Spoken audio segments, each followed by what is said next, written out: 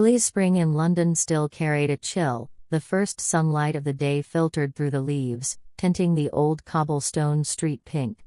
Austin Blackwood, a young man from the United States born and raised in the heart of Silicon Valley's tech ecosystem, had now become an outstanding IT programmer at Codeline Solutions, one of London's leading fintech firms.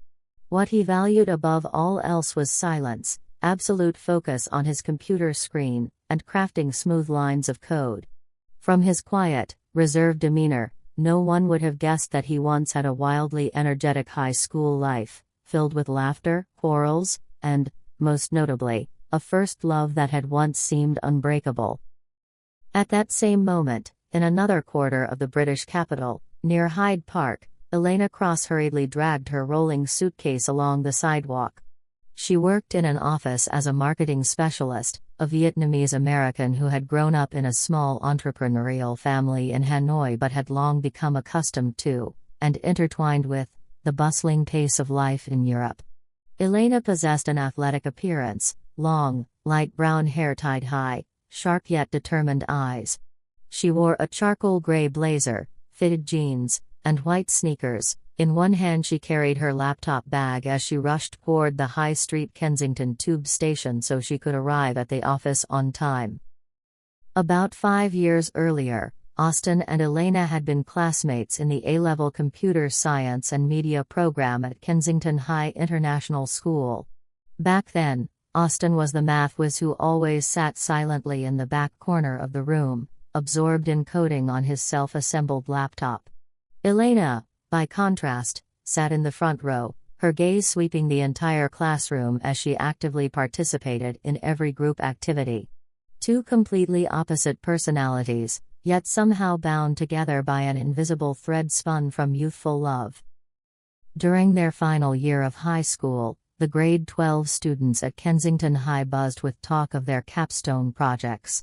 The interactive media application project was a formidable challenge. The team had to build a website connecting every student in the school through its own chat platform, integrating images, videos, and a small game segment. When the computer science teacher suggested, "Whoever has a good idea can volunteer to lead the team," dozens of hands shot up in heated competition. Then, it was the bold Elena Cross who stepped forward to be project leader, listing a series of features. We'll have class-based chat rooms, an archived photo gallery of events, and, most importantly, a mini-game to boost engagement during breaks. Applause filled the room, no one dared to argue against her enthusiasm. But turning an idea into functioning code was another matter. The entire group looked to the one and only coder, Austin Blackwood. His face was gaunt, his skin looked pale from spending entire days glued to a screen. Yet when Elena made her request, he simply nodded curtly. "If you want to do it, I'll code the back end. You guys handle the front end." His tone was terse, lacking emotion. At that time, he was still proud and withdrawn, rarely speaking to anyone other than his keyboard. For many nights, the students clustered in the school library under harsh fluorescent lights. Elena sat beside Austin, flipping through an advanced JavaScript manual with a bright expression. She smiled broadly. "Austin, if we can manage a tagging feature like Facebook, we'll get a perfect 10. He glanced at her, his eyes cold, yet there seemed to be a hint of a wry smile at the corner of his mouth. "Stop dreaming too big. Let's just finish the code." But when she looked at him, hoping to see him engrossed in thought, he would instead hunch over his laptop, typing as if code and she occupied two completely separate worlds. On project presentation day, the school was stunned when the completed website exceeded all expectations. The chat rooms ran smoothly, anyone could tag friends, share photos, and send instant messages. The judging panel praised, "Very creative idea, and the backend optimization is superb. It seems Austin Blackwood is a programming prodigy." The hall echoed with applause. Austin merely nodded quietly, while Elena laughed in delight. That evening, after a small celebration by the sports field, Elena stood by the old wishing well on the school grounds, leaning against its stone wall as yellow lights cast a soft glow on her hair. Austin approached, offering her a piece of cake, and gently said, "You did a great job." For the first time, she felt her heart flutter. That moment marked the beginning of their high school romance. After the project, Austin and Elena grew closer. When she organized a startup club on campus, he secretly slipped her an invite note inside an envelope.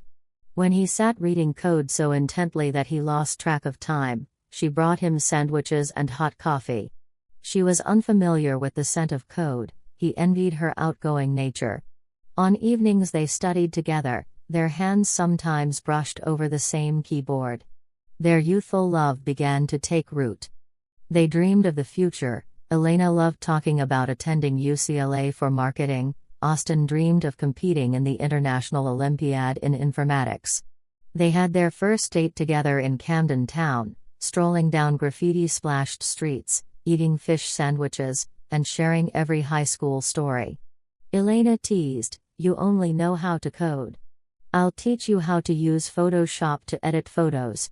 He replied in his typical cool tone, "I don't care if the picture looks good, as long as it runs smoothly." She pouted and said, "So dry." Yet these very differences attracted them to one another. She brought color to his world, while he offered her structure and logic. As final year exams approached, they stood side by side in support. On tense spring evenings, with Coldplay's Fix You playing over the school speakers, they would hold each other, promising that no matter how the world changed, they would stay together. Then one day, Elena began to admire another boy, the top scorer in their math class, and she unwittingly shared her confused feelings with Austin. He looked at her in silence, then said, "If you like someone else, I will step back." She was stunned. She hadn't expected him to force her to choose.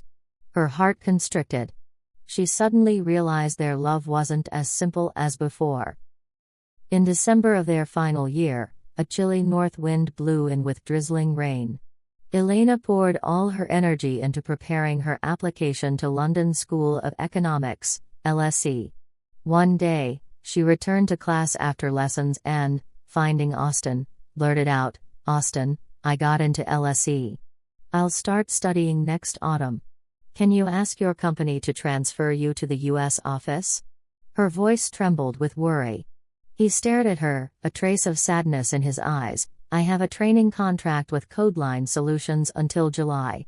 I can't move to America. You once said you'd choose studying abroad, and I'd choose my career. Now what?" She felt her blood boil. "You don't understand my dreams.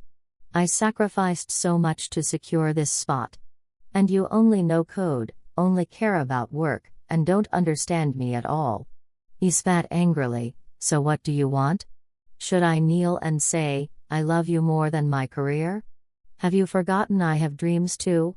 They gazed at each other in silence. No chains could bind their hearts more tightly than that moment. Finally, she swallowed her tears. "Fine, go. I don't want to hear more." He turned and walked away. In her eyes was regret, but their pride was too great. That was the last time they broke up, quietly, yet devastatingly. After the breakup, Elena locked herself away in a tiny rented room in Hanoi to finish her application. Her boyfriend gradually became a fading memory. She flew to London, enrolled at LSE, and threw herself into classes, essays, and a part-time cafe job by the river. There she met civilized friends who knew every hidden corner of the old city. She wandered near Tower Bridge until 2 in the morning. Night after night, she strolled alongside the Thames, watching lights shimmer on the rippling waves, her heart aching with nostalgia. As for Austin, after graduating high school, he earned a scholarship to Imperial College London to study computer science. At first, he felt lonely. His new university friends cared little about code and preferred drinking and partying. One day, he mustered the courage to enter a hackathon, won first prize, and from then on Codeline Solutions took notice of him. Under the bright office lights of Canary Wharf, he began his long, code-filled days, typing through the night, fueling himself with strong coffee to stay awake. Slowly, the two of them drifted apart, late nights bathed in yellow lamplight, the clicking of keyboards replacing the romantic conversations of yesteryear. They missed several chances to reconnect. Elena once liked a photo Austin posted on Instagram. The misty winter city looks so beautiful, but he didn't reply. He once checked LinkedIn and saw she had received an offer from a marketing firm, but simply viewed and moved on. They still existed in each other's social media, or so it seemed, yet both clung to their proud egos, unwilling to be the first to reach out. Deep down, at times they watched each other from afar, but fear of reopening old wounds held them back. Now, 5 years after graduation, they had nearly forgotten the heartache and the diverging paths of their high school romance. By sheer coincidence, they entered the same space, an AI and customer experience conference held at Amidst London, where hundreds of marketing and technology professionals had gathered. Austin, invited as a speaker on applying machine learning to optimize financial trading speeds, stood on the podium, surveying the audience through the floor-to-ceiling glass windows, the rows of white LED lights stretching out before him. He wore a black blazer and a gray tie, quietly adjusting his microphone and slides. In his mind, slide 12 emphasized the gradient boosting algorithm.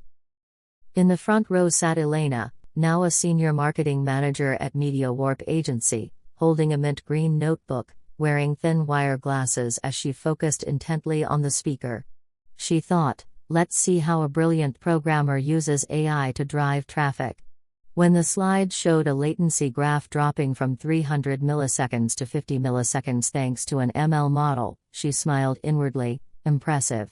When Austin unveiled his final slide, revealing a pilot project running with a London bank, her heart skipped a beat at the name Blackwood.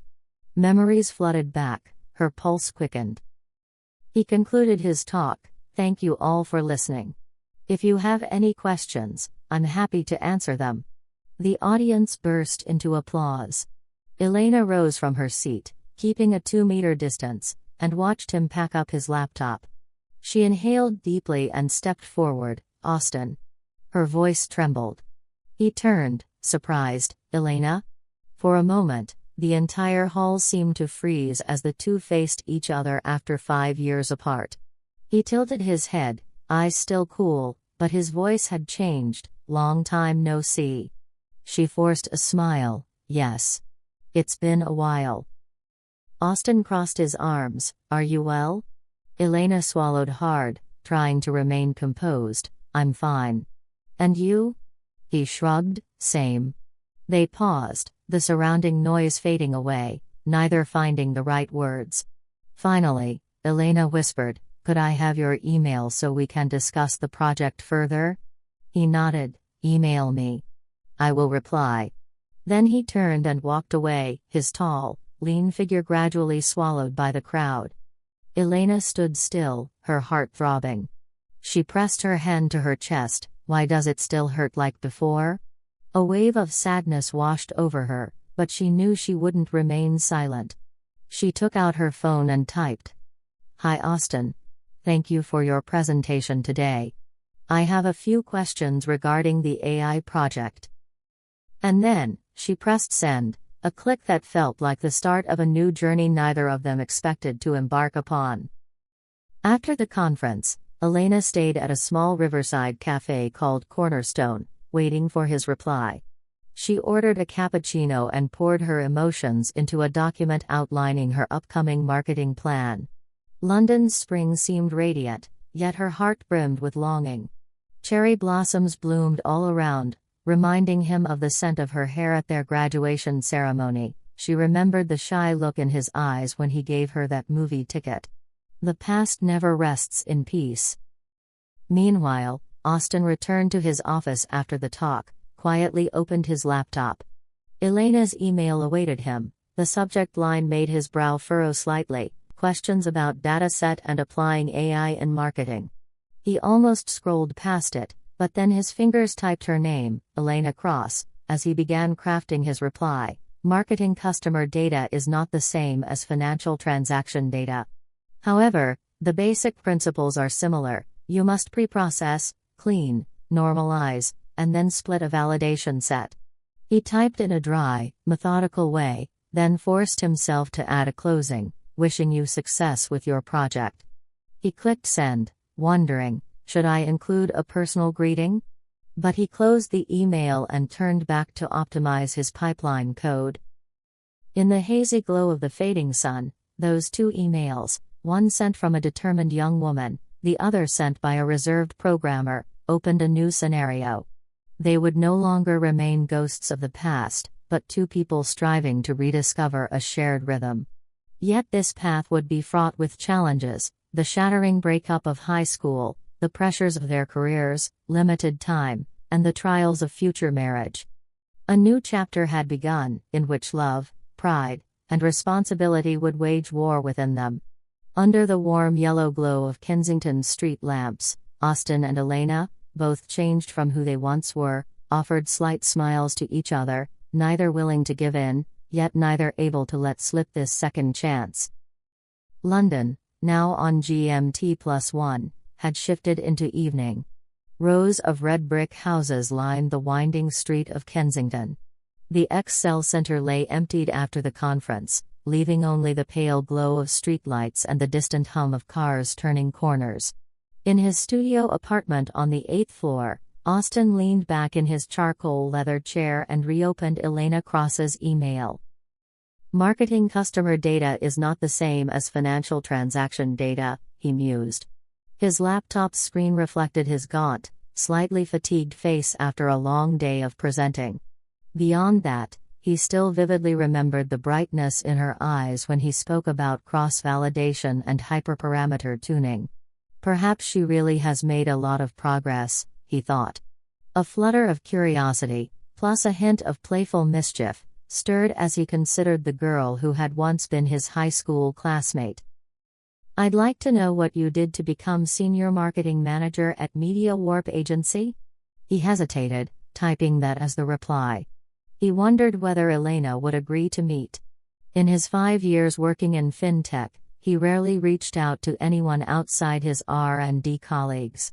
For him to muster the courage to ask such a question of an old friend made his heart flutter, as if he were facing a brand new challenge. While he waited for her response, he spent the rest of the evening double-checking the ML pipeline for the upcoming project. As lead developer, he had to ensure every ETL, extract transform load, process would run smoothly once the system was deployed to the Singapore branch. The project was still in the testing phase, and next week he would have to fly to Singapore on short notice to handle outlier detection for transaction data. He sighed, "I have to prepare a detailed report for the board. At least I can work remotely for a few days." Nearly 10 kilometers away, in Tower Hamlets, Elena stepped into the sleek glass facade of Media Warp Agency, a transparent cube reflecting the lush flow of Regent's Canal. She passed reception and tapped the elevator button to the 15th floor, where a conference room showcased large posters of European ad campaigns she had personally led. Although she had officially been senior marketing manager for a year, the pressure had not eased. Today, she needed to prepare a social media strategy presentation for La Fontaine's summer fashion campaign, a French luxury brand. Such campaigns typically required multi-million-dollar budgets, which meant every KPI, ROI, and target audience figure had to be accurate down to the penny. Elena stood outside the large conference room, took a deep breath, and knocked gently. Inside, an 8-member team waited. Some held smartphones, some notebooks, all eyes fixed on the laptop at the center of the glossy wooden table. Bright overhead lights reflected off the polished surface.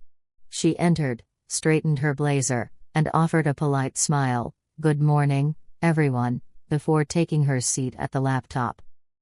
When the first slide appeared, La Fontaine's Summer Collection, Social Media Strategy 2025, everyone's eyes locked onto her. She began, "According to market reports, the trend of combining travel with fashion is surging in both London and Paris. We will leverage Instagram Reels and TikTok to launch a series called Fashion on the Move, interweaving footage of models wearing La Fontaine dresses jogging through Hyde Park, dancing under neon lights in Shoreditch, and skateboarding on the Thames." The room fell silent, then erupted into applause. The marketing director nodded approvingly. Excellent. A very fresh approach. But have you budgeted for influencers? We need to ensure a reach-to-engagement rate of at least 8%. Elena switched to the slide containing data tables, listing 10 prominent UK and European influencers alongside their estimated collaboration fees. She emphasized, if we choose 3 out of these 10 stars, the estimated cost will be around £150,000, £180,000 for the entire campaign, but we could achieve 12 to 15 million views in reach. Maya, a young marketing associate, interjected, in my opinion, adding a micro-influencer from Birmingham would increase authenticity and stimulate engagement. Elena smiled, exactly. We'll allocate 20% of the budget to micro-influencers. The meeting lasted over 90 minutes. As the clock neared noon, Elena concluded, "Thank you, everyone. I will update the detailed report by the end of the day." She closed her laptop, swapped her clutch for a tote bag, and stepped into the hallway. Everything seemed polished on the outside, but inside, her mind buzzed with anxiety, whether this project would succeed or fail, how her compensation depended on it, and the invisible weight of constantly proving her 5 years of experience in the field. At the elevator, she skimmed her smartphone. Gmail alerted her to a new message from a.blackwood@codalinasolutions.com, Austin. She stopped in her tracks, her fingers trembling slightly as she opened it. Hi Elena. Thank you for your question. For marketing datasets, I suggest starting by collecting first-party data directly from LaFontaine's customers through small surveys, then supplementing with third-party data to fill in demographic and consumer behavior details. After that, apply feature engineering to extract important variables, such as time of engagement, repeat interactions, share metrics, before feeding them into the response rate prediction model. I'm happy to discuss this further if you'd like. Good luck with your presentation. Sincerely, Austin Blackwood. Elena read it twice and offered a thin smile. He's still the same, cold, laconic, but very precise. She hit reply all to thank him and posed a few deeper questions. Inwardly she cheered. Do I actually still feel excited about him? Am I really looking forward to every email like this? Yet the instant she clicked send, anxiety washed over her. Am I being too eager? I must keep this strictly professional. Back in Austin's quiet studio, the only light was the small desk lamp beside his screen. The pressure from work was mounting, especially as he was about to introduce a new version of Codeline's trading platform to the Asia branch. Time demanded his attention. Who would manage DevOps to ensure the cloud environment stayed live? Who would oversee the data stream? Every Slack notification on his phone felt like a hammer driving home a non-negotiable deadline. Moreover, his twin younger sisters, Heather and Helen, had returned to the US for Tet. They'd asked him to rent out the apartment and lock the doors in their absence. Austin quietly replied to Helen's Facebook message, "I can't make it back for Tet. My Singapore project is urgent." Helen responded, "We miss you so much. If not for work, we hope you could come home. Just try to finish your project." He merely liked her message and snapped a quick photo with the caption "Late night at Canary Wharf." He prepared his own dinner, a bowl of instant noodles, while reviewing log errors in the build pipeline. A single schema identification mistake had caused the test system to fail. He had to nose to the console to debug. Occasionally, he reminisced about high school. Back then, he used to cycle around Hyde Park, inhaling the fresh air. Now, he found himself reading board meeting minutes instead, scrutinizing quarterly growth charts. Sometimes he wondered, am I losing a part of my humanity by being so consumed by work? But the answer always returned to I need to succeed. Success would grant him financial freedom, and one day, he could choose to work less. At 29, he still believed that career milestones came first. And Elena, though she had resurfaced via email, was merely a small piece in the grander picture of his work life. The next morning, London began under its characteristic drizzle. Elena hurried outside, pulling on her slate gray trench coat and donning a hat to shield herself from the unpredictable mix of sun and rain. She boarded bus number 9, slipped out her phone, and checked her team's Slack channel. At Elena, "Is the draft creative link for La Fontaine ready?" She replied promptly, "It's done. I'll share the Google Drive link by 8 a.m. On Microsoft Teams, she joined an online meeting with the Paris team.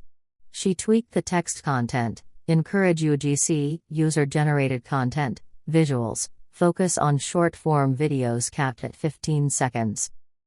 The rain intensified, enveloping the city in a hazy veil.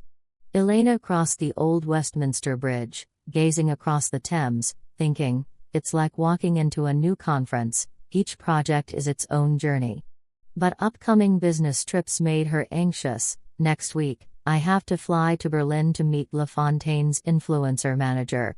After that, fly straight to Milan to finalize the video production contract. Will I even have time to check on my parents and sister in Hanoi via Zoom?"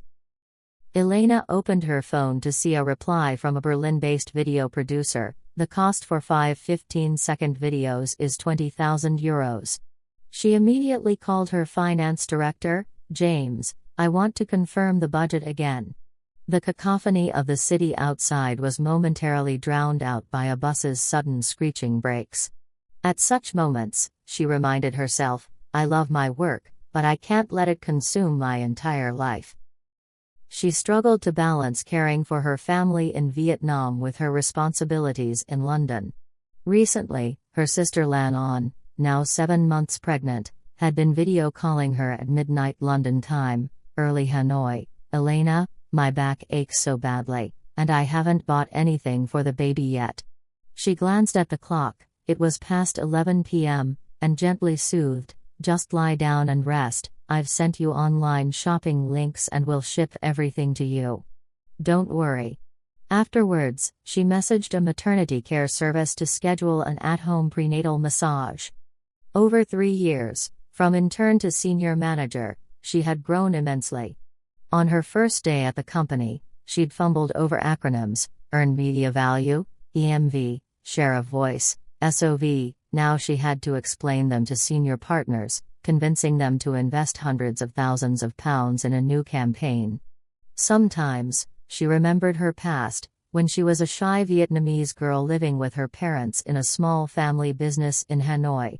When she gave her first presentation before international classmates, her voice trembled and croaked.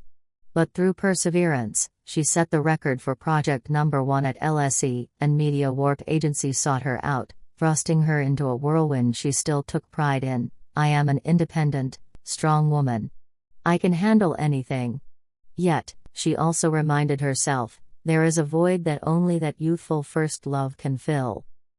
2 weeks after the conference, the email correspondence between Austin and Elena continued steadily. Not only did they exchange thoughts on data and strategy, but they also gradually discussed scholarship hunts and university life, topics that once seemed part of the past but now helped them understand the paths each had taken. Email 1, from Austin. "If you still have questions about applying logistic regression to marketing data, I can share my Python notebook using scikit-learn. I believe you can leverage it to segment potential customer groups." Email 2, Elena's reply. "Thank you, that's very helpful. I'm trying to calculate target segmentation, but I'm struggling with missing values. In the user profiles, many records lack geographic info. Do you have suggestions on how to handle that?" At first, Austin's replies were very brief, seemingly just technical support rather than a genuine desire to reconnect. However, after a few exchanges, he began sprinkling in old anecdotes. "I still remember that in high school, you loved pizza more than fried rice. That night in the library, you stayed late poring over coding books." Elena responded, "How do you still remember that? I also remember you seeming indifferent, but quietly helping me fix bugs." Their late-night pre-tete, London, messages made them both smile. The screen displayed, "Elena, 8:47 p.m. Are you doing anything for Tet? Vietnam's New Year is Saturday, February 1st. I'll be cooking Bon Chung online and hosting a Zoom call with family. Would you like to join? Austin, 9:02 p.m. I can't arrange a flight back to the US, but if you'd like, we can Zoom this Saturday at 7 p.m. London, 1 a.m. Hanoi. I'll prepare some Gong Zai Fa Kai greetings to say to your family. Elena read that, smiled, and texted, Great, prepare some virtual Li Zai for the little ones, okay? I'll ship them to your place. Austin chuckled alone in front of his screen, his eyes sparkling. Virtual Li Zai it is. I'll draw a lucky cat picture to send. Two people who had seemed to forget each other now found the presence of the other more important than projects or AI. Though neither would admit it, thoughts of the other crept into their minds hour by hour, day by day. On a late afternoon when the pollution haze lifted and the rooftops of London glowed pink in the sunset, Elena stood on the rooftop garden of Media Warp Agency's dormitory, where orchids and aromatic herbs grew in pots. She wondered if her life could ever be harmonious, balancing family in Vietnam with her career in London. She closed her eyes, inhaled the cool air, looked up at the sky, and told herself, I've grown up. I can't let myself get lost in a beautiful past. Yet when Austin's last email echoed in her mind, You still remember pineapple pizza, she smiled and thought, back in high school, you really did prefer pineapple pizza to anything fancy. That small, playful reminder suddenly reminded her of the carefree pizza nights in Leicester Square when they were just students. Those were simpler times when just being with him was enough to feel happy. Elsewhere, after finishing his build pipeline, Austin stayed late in the office, gazing at the brightly lit Financial Times tower. He scrolled through old emails and thought, she's so strong, able to manage demanding CEOs. It's wonderful to see her thriving. Yet his face betrayed a lingering loneliness. Should I invite her out for a coffee to discuss more? Or keep up this purely technical email relationship? He pondered. He opened FaceTime and called his younger brother, Jack Blackwood, a young photographer with a small Shoreditch studio. Jack answered, Bro, why haven't I seen you appear in any ad posters lately? Austin shrugged, I've been busy coding. I'm thinking of inviting an old friend out. She's now a senior marketing manager, very busy. Jack laughed, Bro, if you feel like it, bring her to my studio for a retro photo shoot, like a commemorative set. If she finds it interesting, she'll be thrilled to meet you. Okay, let's see if she agrees, Austin replied, glancing at his portrait on Codeline Solutions' website, an emotionless expression but eyes blazing with intelligence. He told himself, if I don't invite her, I'll never know how it could turn out. The next morning remained overcast, black cabs glided along the streets. Summoning courage, Austin composed an email inviting Elena. Hi Elena. I am collaborating with my brother's studio, Jack's, to produce a tech retro photo series, blending vintage film photography with AI-based post-production editing. I thought that, in your role as senior marketing manager, you might have unique insights on using vintage imagery for a high-tech ad campaign. If you're interested, we could schedule a shoot this Saturday in Shoreditch. I'll coordinate everything with Jack. If you're too busy, no worries, it's just an idea. Looking forward to your reply. Best, Austin. The subject line and wording were suitably polite, but beneath them lay an invitation to connect face-to-face after countless technical emails. He clicked send and returned to his terminal, firewall settings, and system logs. Inwardly he thought, I've done it. At that same moment, in the black and white cafe near Shoreditch High Street, Elena sat at a corner table, scrolling Instagram and checking email. She had just wrapped up a morning Zoom call with partners in Milan, her mind still filled with ROI numbers and creative plans. Suddenly, her phone chimed, mail received. She opened it and read Austin's message. Her eyes lingered on the words Tech Retro Photo Series. She smiled, feeling as if she'd caught an unexpected signal. Tech retro? How creative. She recalled that at age 17, Austin once joked, "If I ever get bored, I'll dress vintage and emulate coding on a Commodore 64. Hearing his idea now, she felt both amused and intrigued. She immediately tapped reply. "Hi Austin. Your idea sounds very interesting. I've been considering using analog, grainy film imagery for some campaigns to evoke nostalgia among Gen Z. If your brother's studio can shoot with Polaroid or vintage lenses and then use AI to color grade, I'd love to experiment on LaFontaine's Instagram channel. I'm completely free this Saturday morning at 10 o'clock. Can you share the location? I'll bring along some vintage outfits to style for the shoot. Best, Elena." After typing and rereading it once more, she deleted the old email and clicked send. She sat still, feeling the flutter of anticipation. I'm meeting him for the first time in 5 years. I wonder if he's changed much. On Saturday morning, London was still crisp and cold, with a light misting of drizzle. In Shoreditch, Leonard Street burst with graffiti and trendy shops. Austin pedaled his black bicycle briskly along the sidewalk, helmet in hand, heading toward Jack's studio at number 32. He glanced at his watch, 9:45 a.m., just in time. He parked the bike outside, removed his helmet, and entered a narrow side alley. Jack Blackwood's studio, Unit 32, was a wide-open space with bare concrete floors and exposed brick walls. In the center stood an old Hasselblad film camera, next to rolls of Polaroid film, while Jack fiddled with a smartphone camera, setting up lighting for a test shot. "Bro." Jack jumped at the sight of him, taking in Austin's neat backpack, black sweater, and dark jeans. His eyes shone. "You're early." Austin smiled. "You said 10 o'clock. I wanted to tweak some of the equipment." An hour later, as the rain tapered off, Elena arrived. She wore a long daisy-patterned coat, a pastel A-line midi dress, and polished black Oxford shoes. In one hand, she carried a canvas bag containing several vintage outfits, classic checked shirts, culottes, and a beret.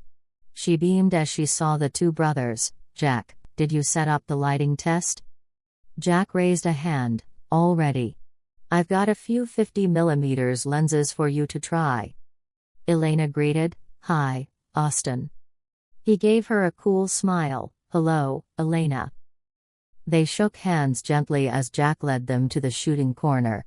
The studio was decorated with a few retro props, an analog radio, a leather suitcase, and a mustard yellow curtain. Jack said, "Elena, stand right there, lighting's perfect. Austin will guide you on poses." Elena grinned. "Got it." The shoot moved along quickly.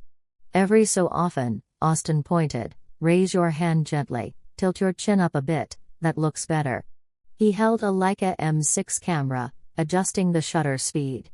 Late afternoon light streamed through a glass window, casting a soft golden glow on Elena's hair.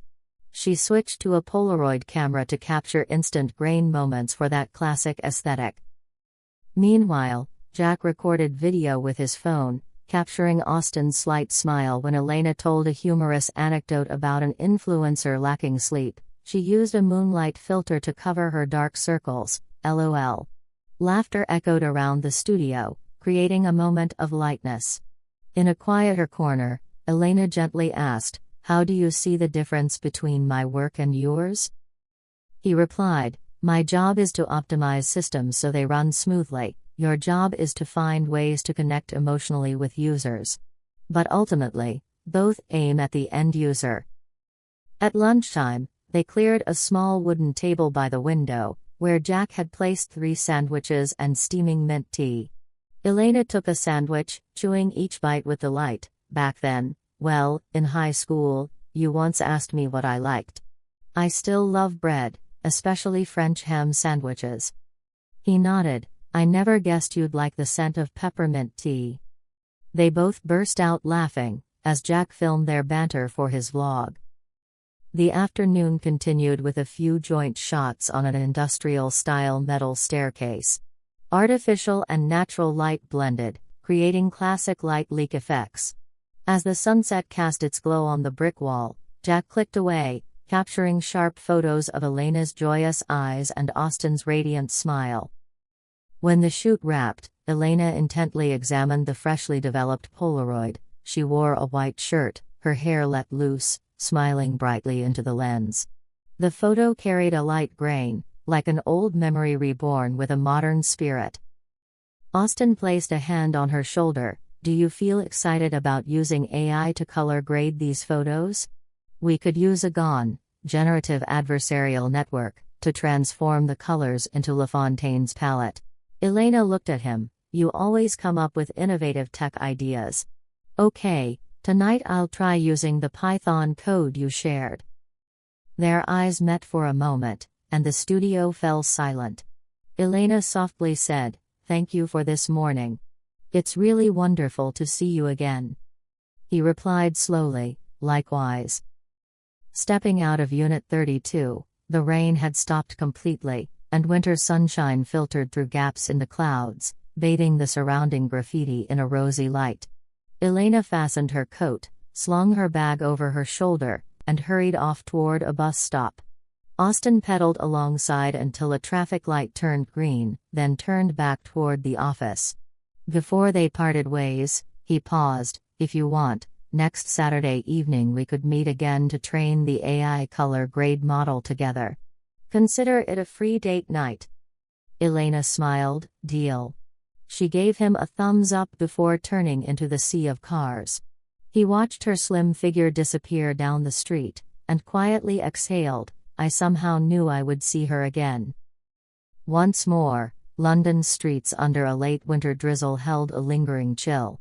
Two people once separated by a youthful heartbreak had now found a point of convergence, not only through professional skills, but also through cherished memories and an overexcited curiosity about each other.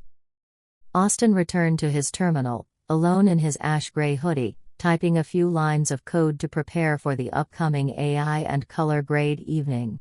He thought about how Elena's eyes had appeared today, confident yet gentle, enough to make him want to set aside all his work priorities for a moment. Elena arrived back at her one-bedroom flat in Chelsea, opened her laptop, and uploaded the Polaroid photos. She carefully wrote a Python script, importing OpenCV and PyTorch libraries, and began experimenting with a Pix2Pix model to color grade the images while preserving a vintage look. She tapped her foot to Selena Gomez's "Lose You to Love Me," a smile blossoming on her lips. London's night grew quiet. Outside her window, small stars sparkled. Some say they were old memories still hidden somewhere. On Media Warp's Slack channel, Elena posted a message. "Hey team, today I tried an AI model for vintage photo color grading. Check out the results." She attached a demo image, a Polaroid from today's shoot, now color-tuned by AI. Her colleagues offered virtual applause and praised, "So cute. Keep our aesthetic rolling." Meanwhile, in Codeline Solutions channel, Austin shared, "Check out this demo of a GON-style transfer model for Polaroids. I applied LaFontaine's filter palette for a modern vintage vibe. Anyone interested in experimenting, let me know." Both Polaroid images, though processed by two different models, served as a signal. They were walking along separate paths, yet their footsteps remained in sync. And so Chapter 2 closed with the soft glow of laptop screens, where two people teased each other through code and images, hinting at a new journey just beginning. Mid-March in London still alternated between drizzly rain and bright sun, leaving the streets damp yet imbued with tenderness. After the energetic retro photo shoot at the Shoreditch studio, Austin and Elena seemed to share a fresh breath in their relationship, both partners in the project and two old friends gradually rediscovering the warmth of love. That Saturday evening, exactly 7 p.m. London time, Austin stood outside Midnight Brew, a cozy vintage cafe tucked down a small alley in Neil's yard. The cafe's amber lighting and antique wooden interior exuded warmth, everything from framed cupping coffee brewing diagrams to leather armchairs reflected a bygone era. Although Austin had never heard of cupping, he was curious enough to attend when Elena had invited him. "Tonight, let's see how the AI color-graded Polaroid shots turned out." His watch read 7:05 p.m. Austin shook his head, thinking, a few minutes late, let's not make a fuss. He pushed open the door, and the rich aroma of coffee wrapped around him.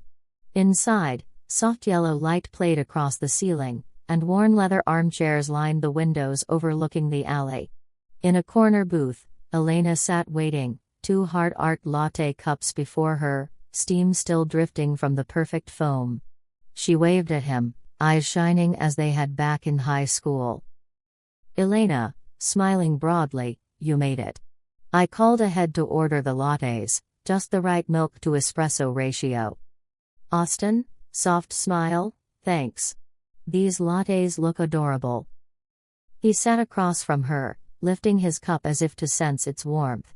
The cafe's mellow glow revealed soft brown flecks in his eyes.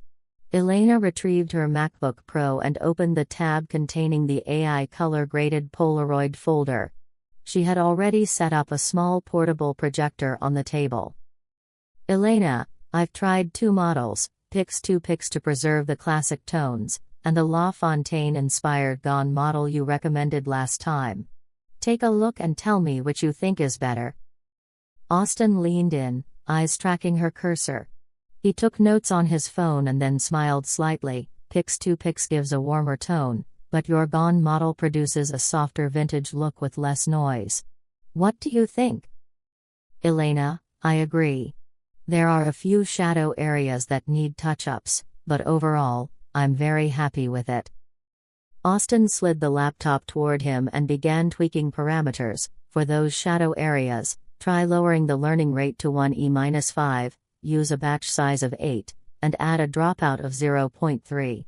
Tonight I'll refine it further." Elena nodded, indicating she understood, and picked up her iPad mini to jot down notes. Once they finalized the settings, they stepped outside onto the sidewalk. A lingering chill from late winter crept through their trench coats. It had grown dark, and the facades of nearby buildings were plastered with posters advertising the new season of The Crown. Neon light from the Blue Anchor pub sign flickered onto the wet pavement. In that mixture of Hanoi memories and London reality, Elena turned to him. "Elena, will you make it in time to submit the trend analytics report to Media Warp tonight?" Austin, nodding, "I'll send back the refined Gone output to the original file before 11 p.m. You upload it to Drive, and I'll commit the code directly. Next week, the Singapore branch needs me there for about a week." Elena was silent for a moment, her expression briefly somber. "You are going to Singapore again?" I could fly with you, but my schedule here is crazy busy." He gave a tender smile and took her hand in his for a second. "Don't worry. We'll video call often. No number of miles can really separate us now." They walked hand in hand into the fine drizzle, as if time paused in that gentle moment.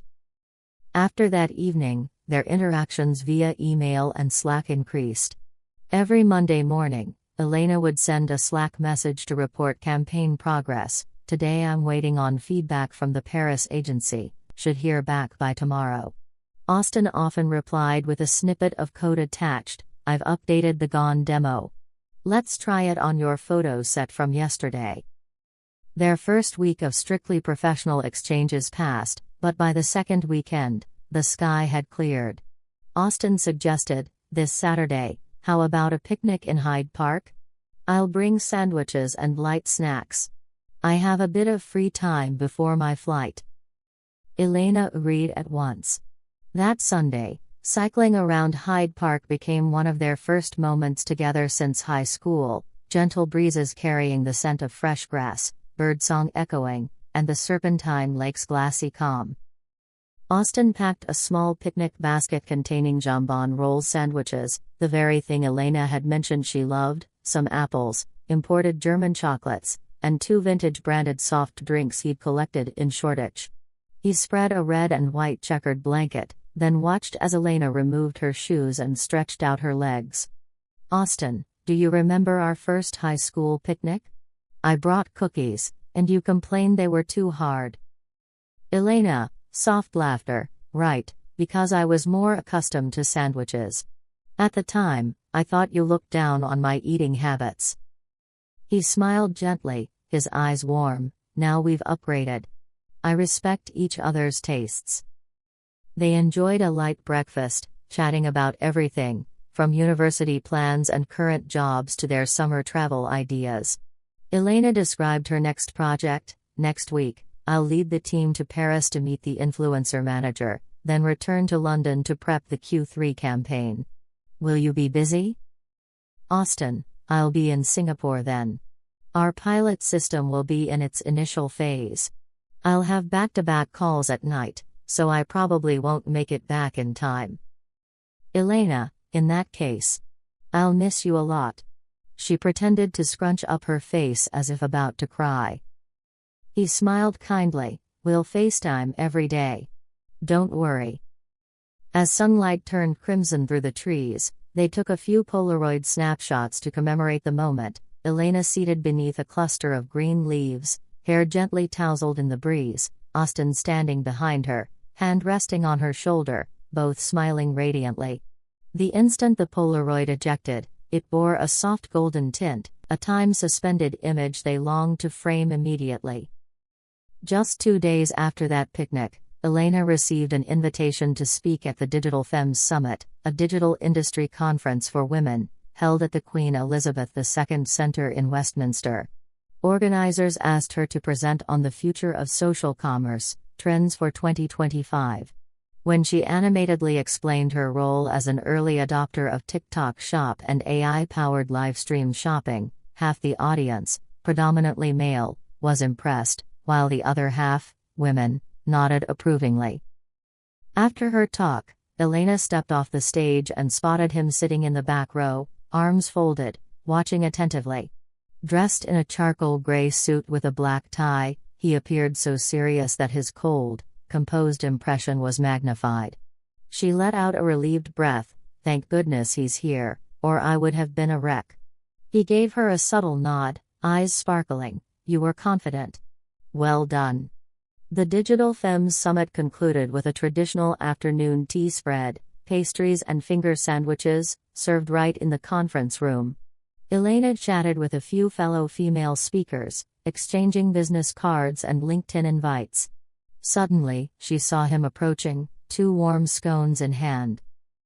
Austin, I asked someone to wrap up 2 scones while they were still warm. Would you like them with cream and jam? Elena, smiling, absolutely. I'll treat you to a cup of Earl Grey.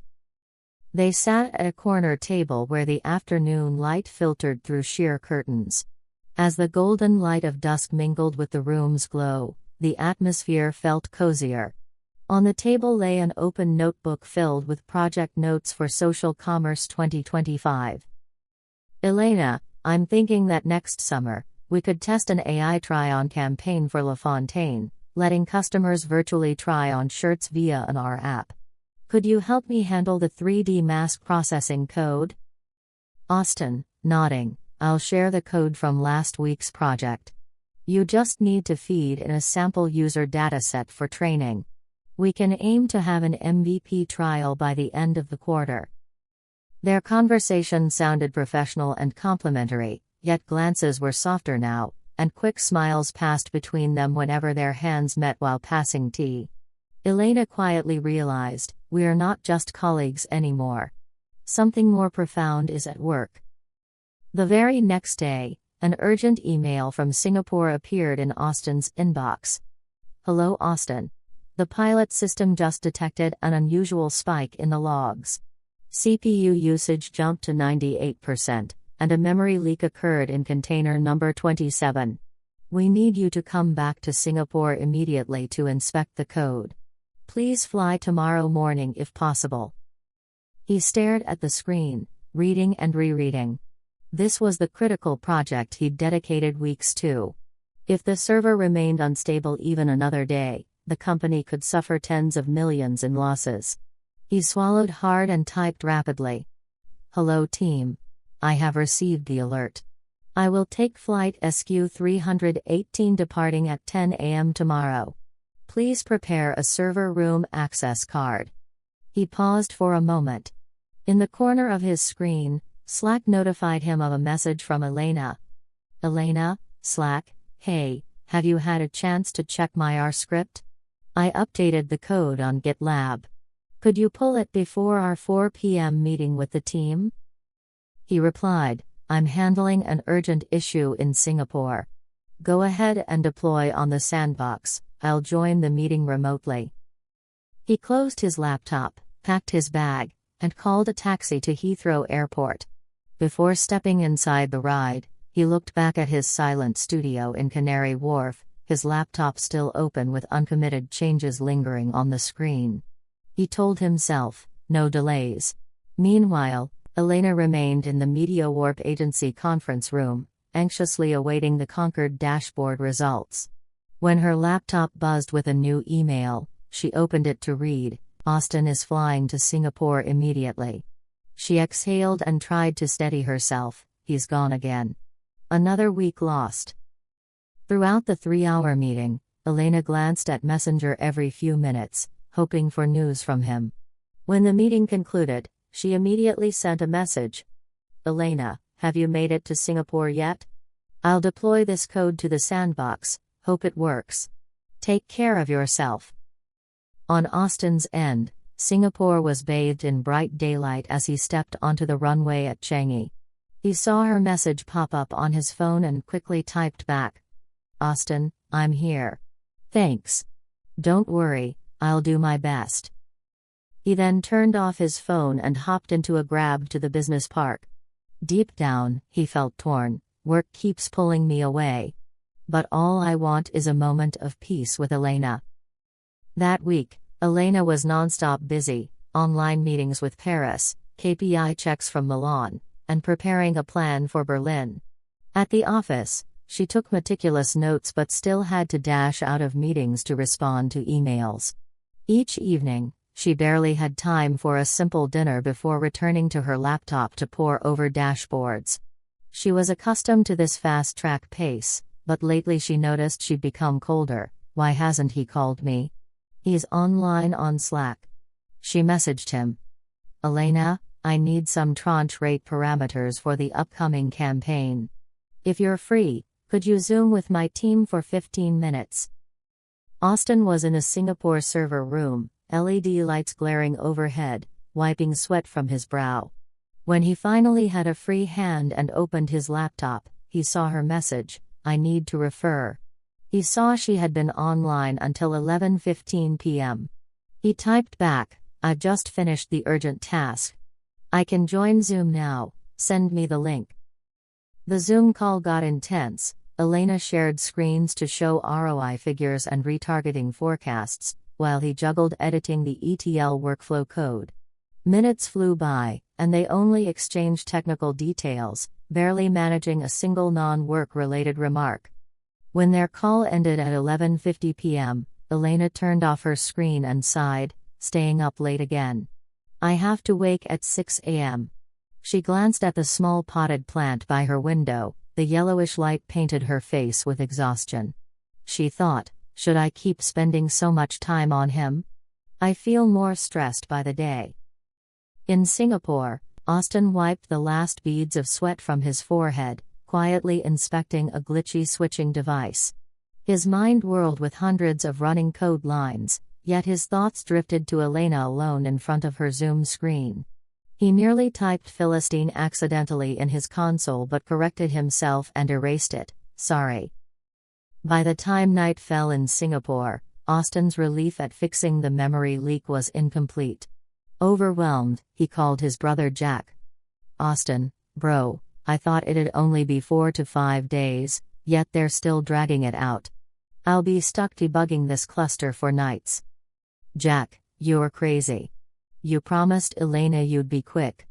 I think you should schedule daily video calls despite the time difference." "Austin, I've been so busy. She's busy too. I don't want to bother her, Jack, but truth is, she just wants to hear your voice, not code. Austin paused and frowned. Jack, what are you saying? Jack, sooner or later, if you delay any more, she'll get upset. You know she lost trust last time. He stared at the screen a moment, then forced a wry smile. All right, I'll get back to London as soon as possible and sort this out. Back in London a few days later, drizzle returned. One afternoon, just as Elena stepped out of the Media Warp agency headquarters, heading for a bus home, her phone rang with a video call from Austin. She hesitated briefly, then tapped answer. On screen, his hair was soaked, and his face was drawn. I'm sorry. I'm in Singapore, but I'm done with work. I just missed hearing your voice so much. Rain trickled down the window behind him, making blurred streaks. Elena, surprised, why are you calling at this hour? Austin, forcing a smile, I know you have a meeting at 3 p.m. But I just wanted to hear your voice. How are you? She noticed the dark circles under his eyes and felt her heart soften. Rain pattered against an overhead canopy. She replied softly, when did you get back to London? Austin, I catch flight SGLHR tomorrow at 8 a.m. I should land around 5 p.m. London time. If everything goes well, I'll come straight to Hyde Park to pick you up. Elena, gentle smile, then. Let's meet tomorrow evening. Austin, grip tightening on his phone, I'm looking forward to it. Their call ended, and Elena watched the raindrops slide down her window pane, her heart fluttering. Even though she was swamped, that tiny video call warmed her from within. She told herself, modern love sometimes just needs a brief video call, yet its impact is profound. The next day at Media Warp, Elena diligently finished her Q1 results report. But with every email refresh, she checked the clock until it neared 5 p.m. At 4:45 p.m., she sent a message. Elena, hey, is your flight delayed? If you're running late, I'll wait at Hyde Park until 7 p.m. Moments later, the screen showed seen at 4:47 p.m. She tugged at her blazer sleeve and thought, maybe he can make it earlier. I need to be at the cafe within 20 minutes.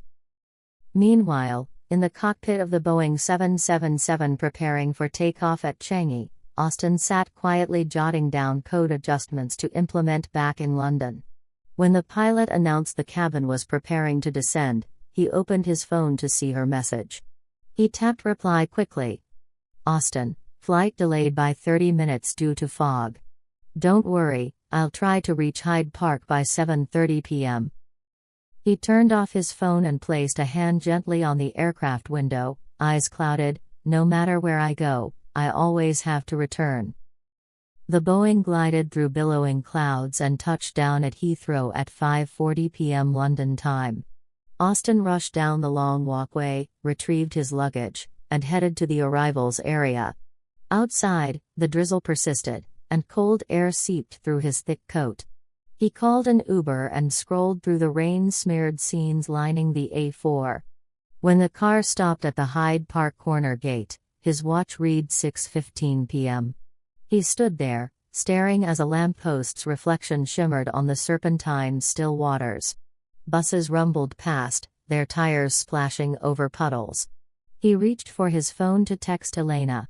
But when he saw 30 minutes until 7:30 p.m., he simply remained silent, as if gently touching her from afar.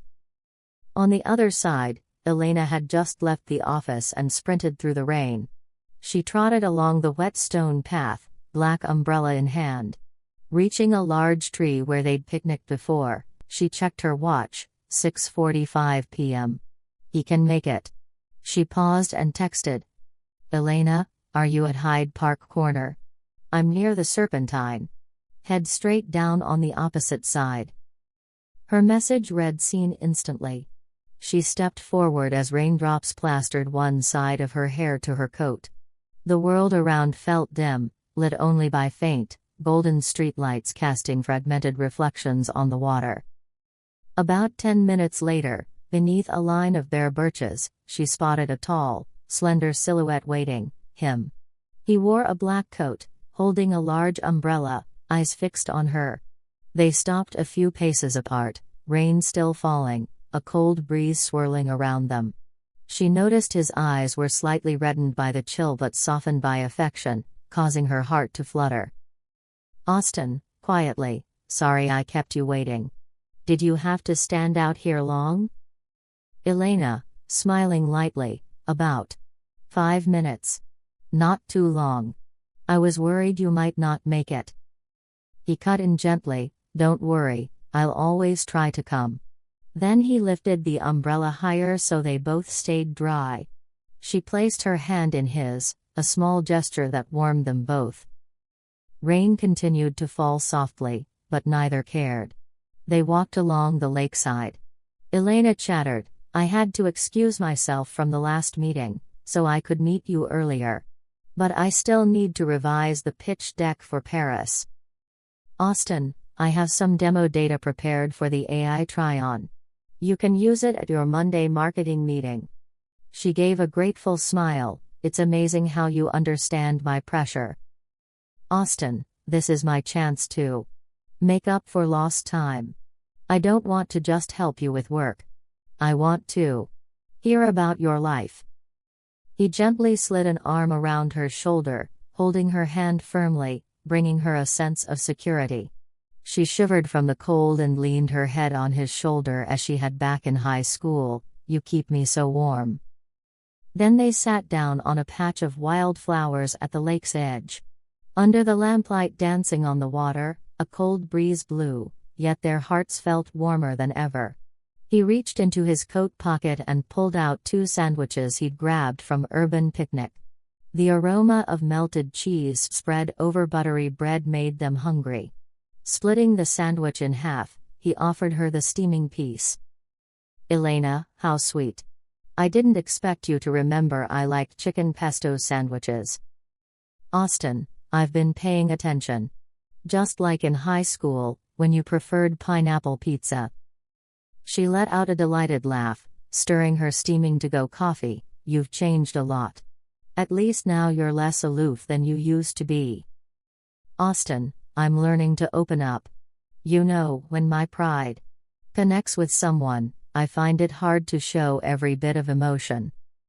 She pressed her hand to his chest, "I know, and I believe in you."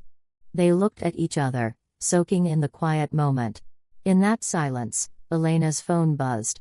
She hesitated, then checked it. An email from Paris had just updated fresh campaign data. She sighed and shook her head. "I have to run back to the office, finalize the lunch menu, and then fly to Paris right away." "Austin, I'm heading back to London soon. We've already had a warm picnic in the rain together. I know you're busy, but we should schedule more offline time, not just code and work all the time." Elena, closing her eyes to inhale deeply, "You were right. Even when I'm busy, I have to make time for you, and for myself." She stood up, held the umbrella, and walked alongside him on the wet stone walkway. In the gentle rain, ducks floated around the lakeshore and a heron stood searching for fish. Each step they took left ripples of shimmering light on the water, reminders that the world kept turning, even as they just wanted to pause and listen to their hearts beat. They passed Hyde Park Corner and headed for Warm Espresso, a cafe near Marble Arch. Inside, soft piano music played from a corner, and patrons clustered in groups discussing work. They chose a corner table by the window, watching cars glide by in the rain.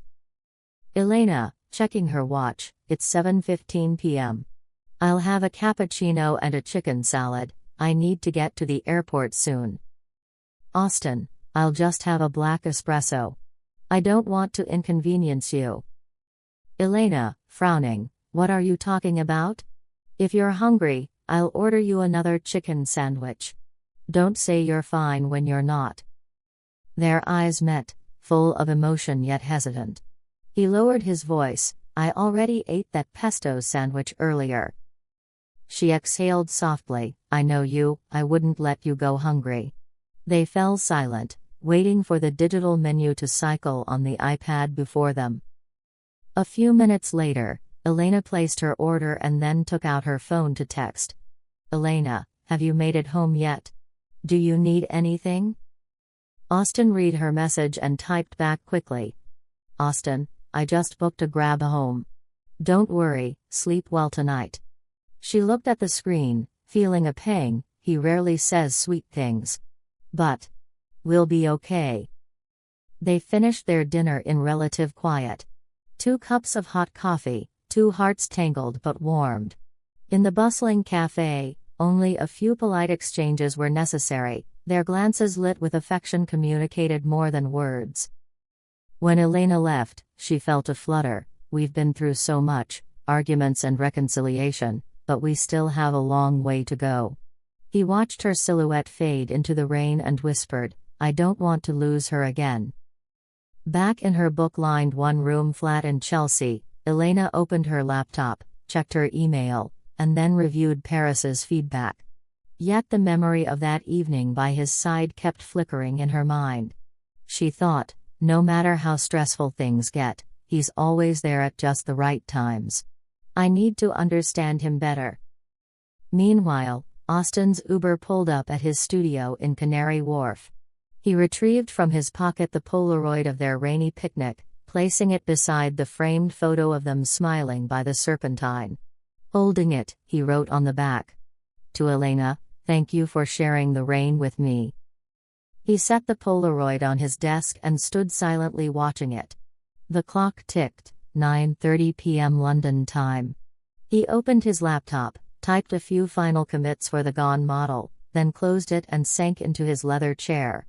He closed his eyes, wondering, am I really changing for this love? Can I maintain balance between career and emotion?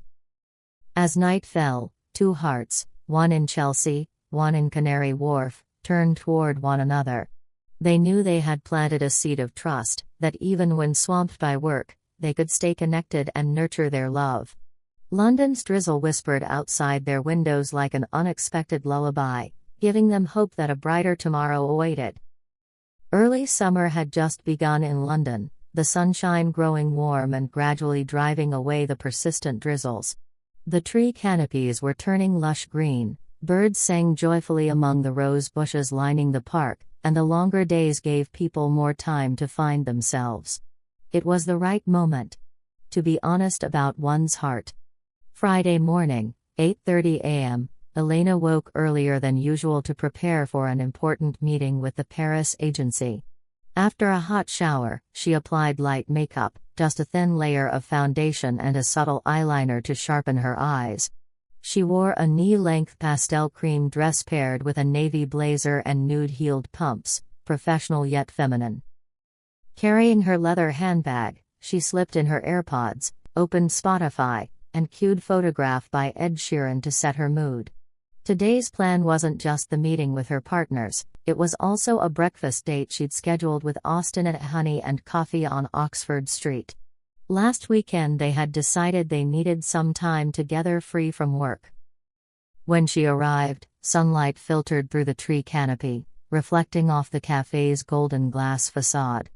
The interior felt cozy, antique wooden tables, blush velvet armchairs, and walls decorated with framed Polaroid photographs exuding nostalgia. She subtly winked at the barista and chose a seat in the window corner, which looked directly out onto the street. Just a few minutes later, Austin appeared, white dress shirt, gray waistcoat, and olive green chinos, his lean figure standing out in the sun-soaked scene. He walked slowly, surveying the room, then paused when he spotted her. A gentle smile lit his face, as if his eyes themselves radiated sunshine. Normally he kept his emotions hidden, but seeing her made his heart flutter. Austin, in a warm voice, "Good morning, Elena. You look beautiful." Elena, blushing, "Hello. I was just trying to look put together. And you look dashing." He pulled out a chair, sat down, and lightly touched her hand across the table. "Today, I'm not planning to discuss work. I just want us to have a peaceful morning." She nodded, smiling. That sounds wonderful. I want to savor a bit of calm before my meeting. The barista placed 2 cappuccinos topped with fluffy foam before them, along with a plate of warm, golden croissants. Elena closed her eyes to inhale the buttery aroma, and he gently drizzled a little caramel syrup into his cup. Elena, softly, look at Orlando Bloom on that poster, it feels so vintage. I wonder what it'd be like if we walked a red carpet. How different would we feel? Austin, smiling, I'm sure we'd be fine. I think you fit every setting. As for me, I'm just a coder who likes to hide behind the keyboard. She turned toward him, eyes gentle. Stop modestly selling yourself short. I love seeing you everywhere, whether behind a computer or on the red carpet. He gazed out the window for a moment. I've been thinking a lot these past few weeks. About the future. She sensed his breath catch. Our future? He lowered his eyes, the cafe lights reflected off his chestnut hair. I want to officially date you. Not just email exchanges and project collaborations, but really. 2 people spending time together every single day. Starting today. She squeezed his hand, her heart racing. I'm so happy to hear that. I've wanted this for a long time. But I was afraid we wouldn't have enough time. He lifted her hand lightly from the table. I'll make time work for us. We can divide up our tasks and dedicate at least 2 evenings a week just for each other. No matter how busy, we can do it. She smiled, her eyes sparkling. Then let's start with a warm dinner tomorrow. But for now, let's enjoy this morning. Austin, squeezing her hand, I'm very happy. Elena, soft laugh, so am I. They each took a sip of cappuccino, shutting out any worries beyond that door, only a gentle joy remained, blending around them. After their romantic morning, Elena returned to the Media Warp agency office while Austin went back to Codeline Solutions in Canary Wharf. Even though they agreed to put work aside to fully enjoy their morning, the 10 a.m. meeting still had to happen. In Media Warp's online meeting room, 5 senior staff waited, 2 from Paris, 1 from Milan, 1 from Berlin, with Elena leading. The Zoom screen showed her bright face, still glowing from a peaceful breakfast. She launched her Q2 social commerce roadmap slide, outlining livestream strategies, UGC campaigns, and the AI try-on for LaFontaine.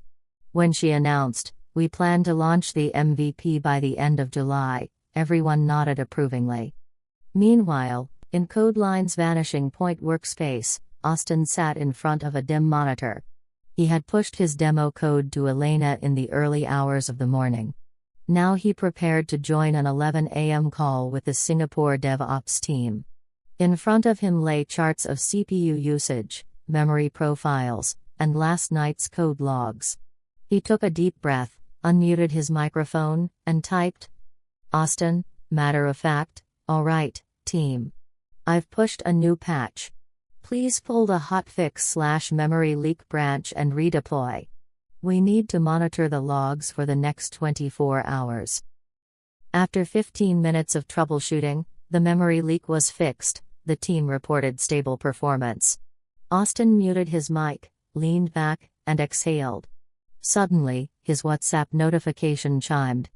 "Elena, hey, my call just ended. They approved the AI try-on MVP.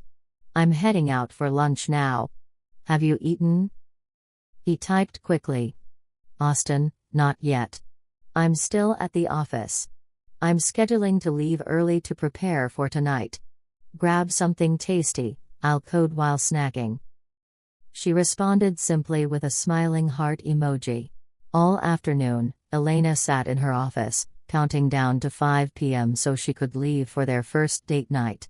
She seized a moment to email Paris, "Congratulations, our AI try-on demo has been approved. Please provide a Vietnamese model dataset." At the same time, she video called her mother in Hanoi to share their wedding plans. "Mom, I'll send out invites in August. Austin is wonderful, you'll love him." Her mother smiled over the screen, think carefully, my daughter. You are my only child, I want you to be happy.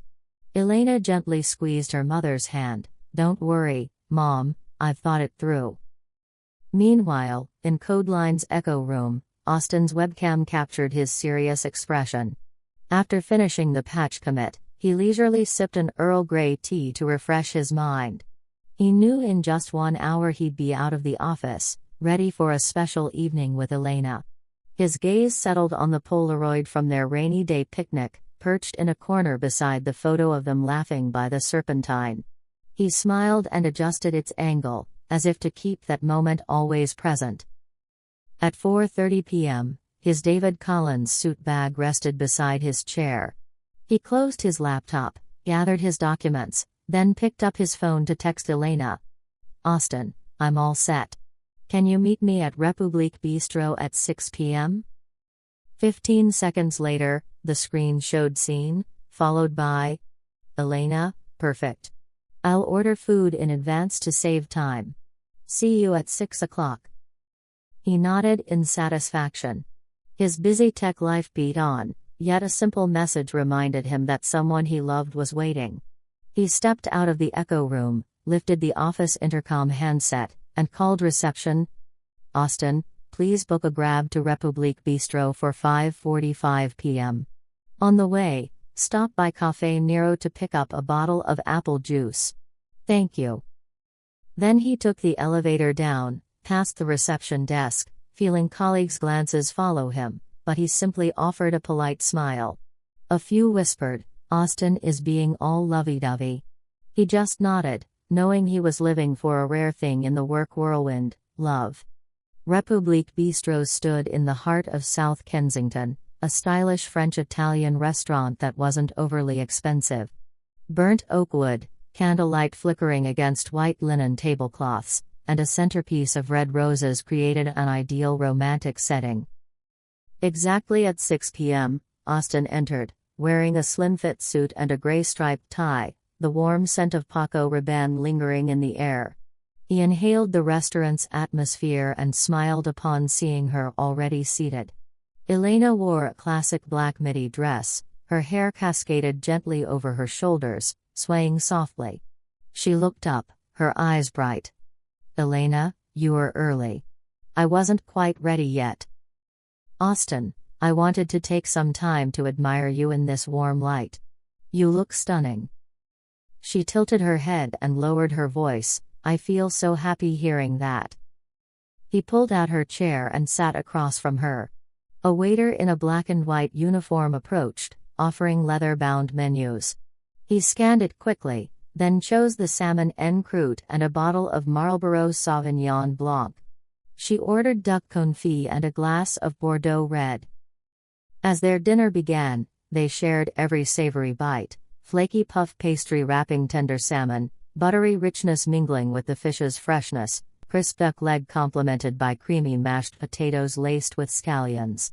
They chatted animatedly about many things. In one moment, sipping his espresso, he leaned back and regarded her intently. I'm really impressed by how you balance everything, from family in Hanoi to partners in Europe. I admire you. She set down her spoon and looked at him earnestly. I admire you, too. How you mapped out that AI roadmap taught me so much. Their eyes met, and time seemed to stop. Candlelight danced on the table, soft golden light reflected off the wine glass. From a corner speaker drifted Ennio Morricone's Cinema Paradiso theme. They were silent, lost in a warm atmosphere where only their hearts and shared breaths existed. Austin, softly, tonight, I'm not just inviting you to dinner, I want to ask if you're ready for us to take the next step. She blinked, startled. The next step. How? Austin, I don't want us to just date a couple of evenings each week. I want to know if you're willing for us to go deeper. I mean, are you ready for husband and wife? Her breath stilled. For a long time, she'd imagined an evening like this, candlelight, wine, romantic piano music, and a life-changing question. She cleared her throat gently. Are you asking if we should get married right now? Austin, I know we have many things to work out: careers, projects, finances, parents on both sides. But I don't want to delay. I'd like us, right after this Christmas, to have a small, intimate wedding with family and a few friends. What do you think? She inhaled deeply, her eyes shining. I need to think, but my answer definitely isn't no. His face lit up with joy. I will wait for your answer. She placed her hand on the table and looked straight into his eyes. I agree. I want us to not hesitate. At that moment, two of his colleagues, Jeff and Carla, happened to enter and waved. Both stepped inside, curious and excited. After all those deadline marathons, you finally made time for her. Jeff, grinning, what held you back? Congratulations. Carla, smiling broadly, Austin, when the wedding's in Santa Cruz, you better have lots of cake for us. He turned bright red, hastily raising his hand to apologize. Sorry, guys. Next time I'll invite you. Tonight it's just the two of us. After Jeff and Carla offered their congratulations and left, Austin turned back to Elena with a tender look. Thanks to AI, we started talking and working closely. But in the end, what matters most is love. She smiled and leaned her head on his shoulder. I'm so happy. I feel like I've found a true anchor. That evening, after settling the bill, they didn't head straight home but walked down to South Bank. The Thames flowed gently, its chill air brushing against them, but under the London eye's lights the scene glowed as if drawn from a painting. They held hands and strolled on the stone walkway, breeze tossing her hair. Elena, playfully pouty, I don't understand why you didn't say this sooner. I've been waiting for this day for so long. Austin, teasing grin, pulling her into his arms, better late than never. Now I won't ever let you wait again. Elena, promise me this time it's forever. He placed a light kiss on her forehead. I promise. 2 days later, save-the-date e-invitations were sent by Elena to her mother in Hanoi. The electronic card bore a Polaroid-style picture of the couple under Hyde Park's birch trees, with the words, Elena and Austin. Wedding, December 24, 2025. Venue, the Orangery, Kensington Palace, London. When her mother saw it, tears of joy welled in her eyes. My daughter is getting married. I miss your father who passed so young, but all I want is to see your happiness. Elena invited her mother to London for the ceremony, then spent the weekend clearing out her one-bedroom flat in Chelsea. She had just moved from living with her sister to her new home with her fiancé. Meanwhile, Austin hurriedly arranged details on his end. He booked a round-trip flight to visit his parents in California, planning to bring them to London for the wedding. He called them. Austin, Mom, Dad, to be married on December 24th. I need you both here.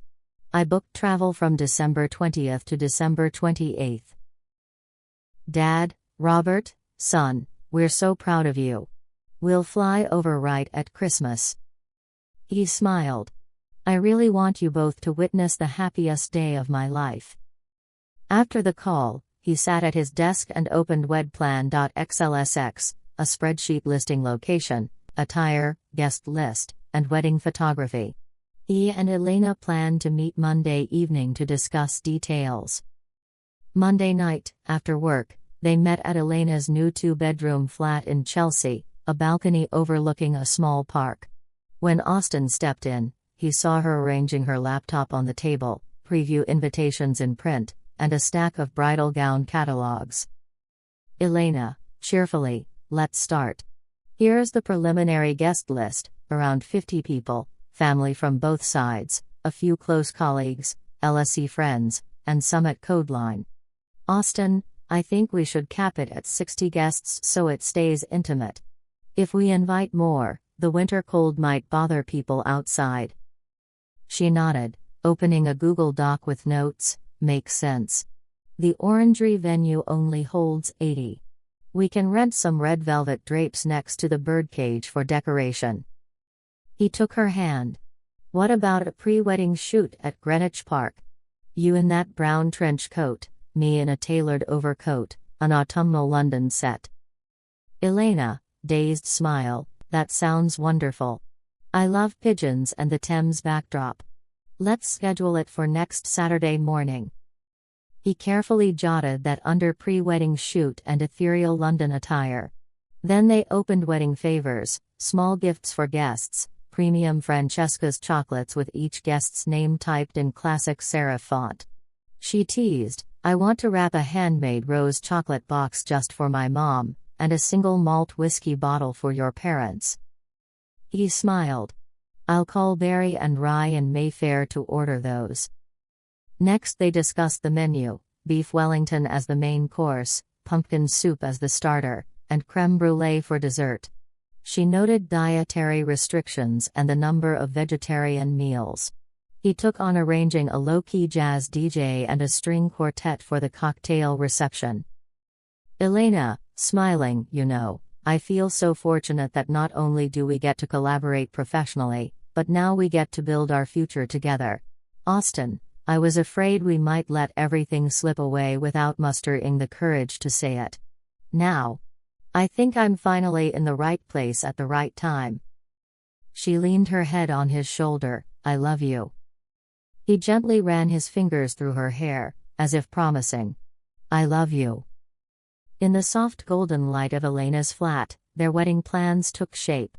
They knew that beyond their love, challenges awaited, sick children, scheduling conflicts, finances, but at least for now, they had bravely decided, placing us above me. When Tuesday dawned, Elena walked into the office in a buoyant mood. She felt calmer than usual, typing a quick email to confirm all wedding arrangements with their vendors. The Orangery has confirmed the slot, menu, and all services. Please review. Colleagues murmured, congratulations. So you're having it on December 24th? She nodded, yes. And Austin promised he'll be back right after Singapore. Meanwhile, on the 37th floor in Austin's workspace, next to the self-serve coffee station, he prepared an Americano and stared at the framed Polaroid, Elena by the Serpentine, sunlight slanting through leaves. He smiled, eager to send his evening notice. Hi team. I have wonderful news, I'm getting married on December 24th. I will be on leave from December 20th to December 28th to prepare and enjoy my honeymoon. All tasks related to AI try-on are handed over to Jenny and Marcus, please support them. Thank you. Best regards, Austin. After sending, he donned his suit jacket and adjusted his tie in the mirror, ready for his 10 a.m. call. When colleagues offered congratulations, he felt a fresh wave of energy. I'm about to have a family. That Friday afternoon, with all work items squared away, they took their first day off together to focus on wedding preparations. Elena went to Fit and Flair Bridal in Chelsea to try on wedding gowns. She walked out wearing a pearl-embellished lace dress, the skirt gently flaring with delicate long sleeves. She twirled, eyes sparkling. Consultant, this one looks beautiful and flatters your figure. It's perfect for a royal garden concept wedding. Elena, holding the mirror, thank you. I hope when he sees me in this, he'll be speechless. Consultant, he definitely will. She gave a small smile, glancing around, heart fluttering. I know this silhouette is sleeker than anything I've tried before. After leaving, she and her best friend Anya went shoe shopping. She tried on several pairs, a pair of satin white heels, a sparkling crystal pair, eventually choosing a nude gold pair encrusted with tiny gems, elegant yet easy to walk in. Meanwhile, on Friday morning, Austin's alarm went off at 7 a.m.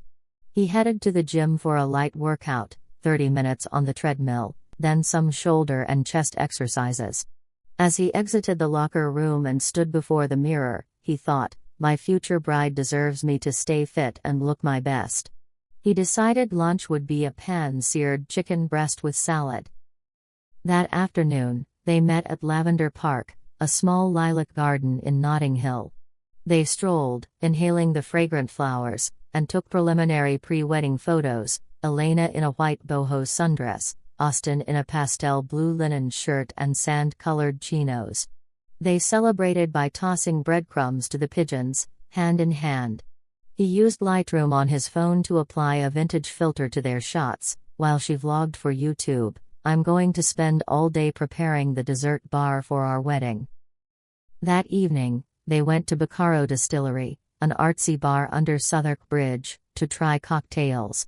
Elena ordered a lavender lemonade, and he ordered an old-fashioned. Under warm neon lights, a saxophonist played My Funny Valentine.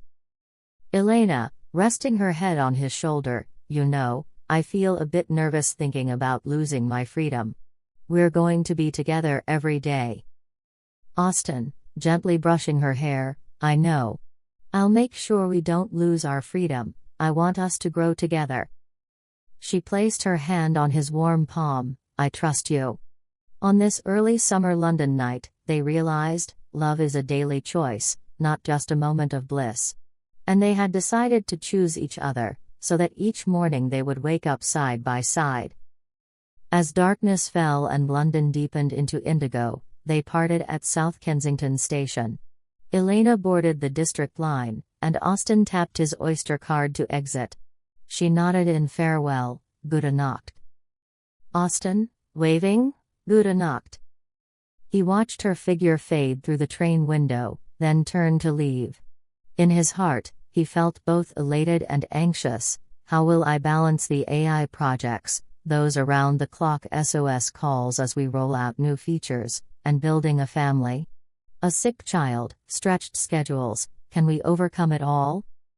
Yet when he looked at the photograph she'd sent from their walk, Elena beneath the lilac tree, her radiant smile and adoring gaze, he knew he had all the motivation he needed. There stood two hearts beating in unison, ready to face any challenge. As the long weekend of early summer ended, they entered the new work week in high spirits. Their wedding plan was set, the AI try-on project was about to go live, and officially, they were dating. Though many twists and turns lay ahead, they had chosen to begin with each other, hearts no longer hesitant. The morning of December 24th, London donned its final winter coat. A faint mist lingered, and the weak rays of sunlight slipped through the trees lining the orangery, making Kensington's royal gardens sparkle like a watercolor painting. Beneath the warm Christmas air, Adam, the event director in charge of the venue, moved briskly, rehearsing each detail to ensure everything was ready. After the main ceremony, family and friends moved to the outdoor cocktail reception area, where a heated glass tent had been erected and decorated with amber fairy lights and vibrant poinsettia plants. An acoustic trio composed of three of Elena's old-school friends, her bridesmaids, wiped down their guitar and violin, preparing to play John Legend's All of Me. Guests sipped champagne and enjoyed canapés of foie gras pâté, mini cheese tarts, and tomato basil bruschetta. The atmosphere was warm, laughter rang out, and gentle music floated through the air. Austin stood with his parents, greeting each newcomer and introducing them. This is the Cross family, Elena's relatives from Hanoi, and this is my family, the Blackwoods, all the way from California. Before inviting everyone into the main reception hall, the officiating priest announced, "Please move inside to the Great Hall, where the wedding banquet will take place." Austin led his bride in under the glow of flickering candles and the resounding applause of their loved ones. The banquet hall was decorated in a winter wonderland theme, its high, vaulted ceiling draped with sheer white lace runners, and glittering crystal chandeliers hanging overhead. Tables were covered in crisp white linens, the chairs upholstered in mist gray velvet, and the dinnerware was fine porcelain with gold trim, an elegant yet inviting ambience. At the center of each table stood arrangements of white and red flowers, tea light candles, and delicately tied navy blue ribbons. Standing, Austin raised his champagne flute and said, "Thank you all for joining us today. Your presence means the world to us. Here's to a joyous evening." Guests, in unison, cheers. Glasses clinked merrily. The music shifted to a more melodic tune, and they moved on to the cake-cutting ceremony. A 3-tiered wedding cake, covered in peppermint white frosting and adorned with bright red flowers, echoing both the Christmas motif and the royal garden setting, stood ready. Together, Elena and Austin made the first cut into the cake, to a lifetime of happiness.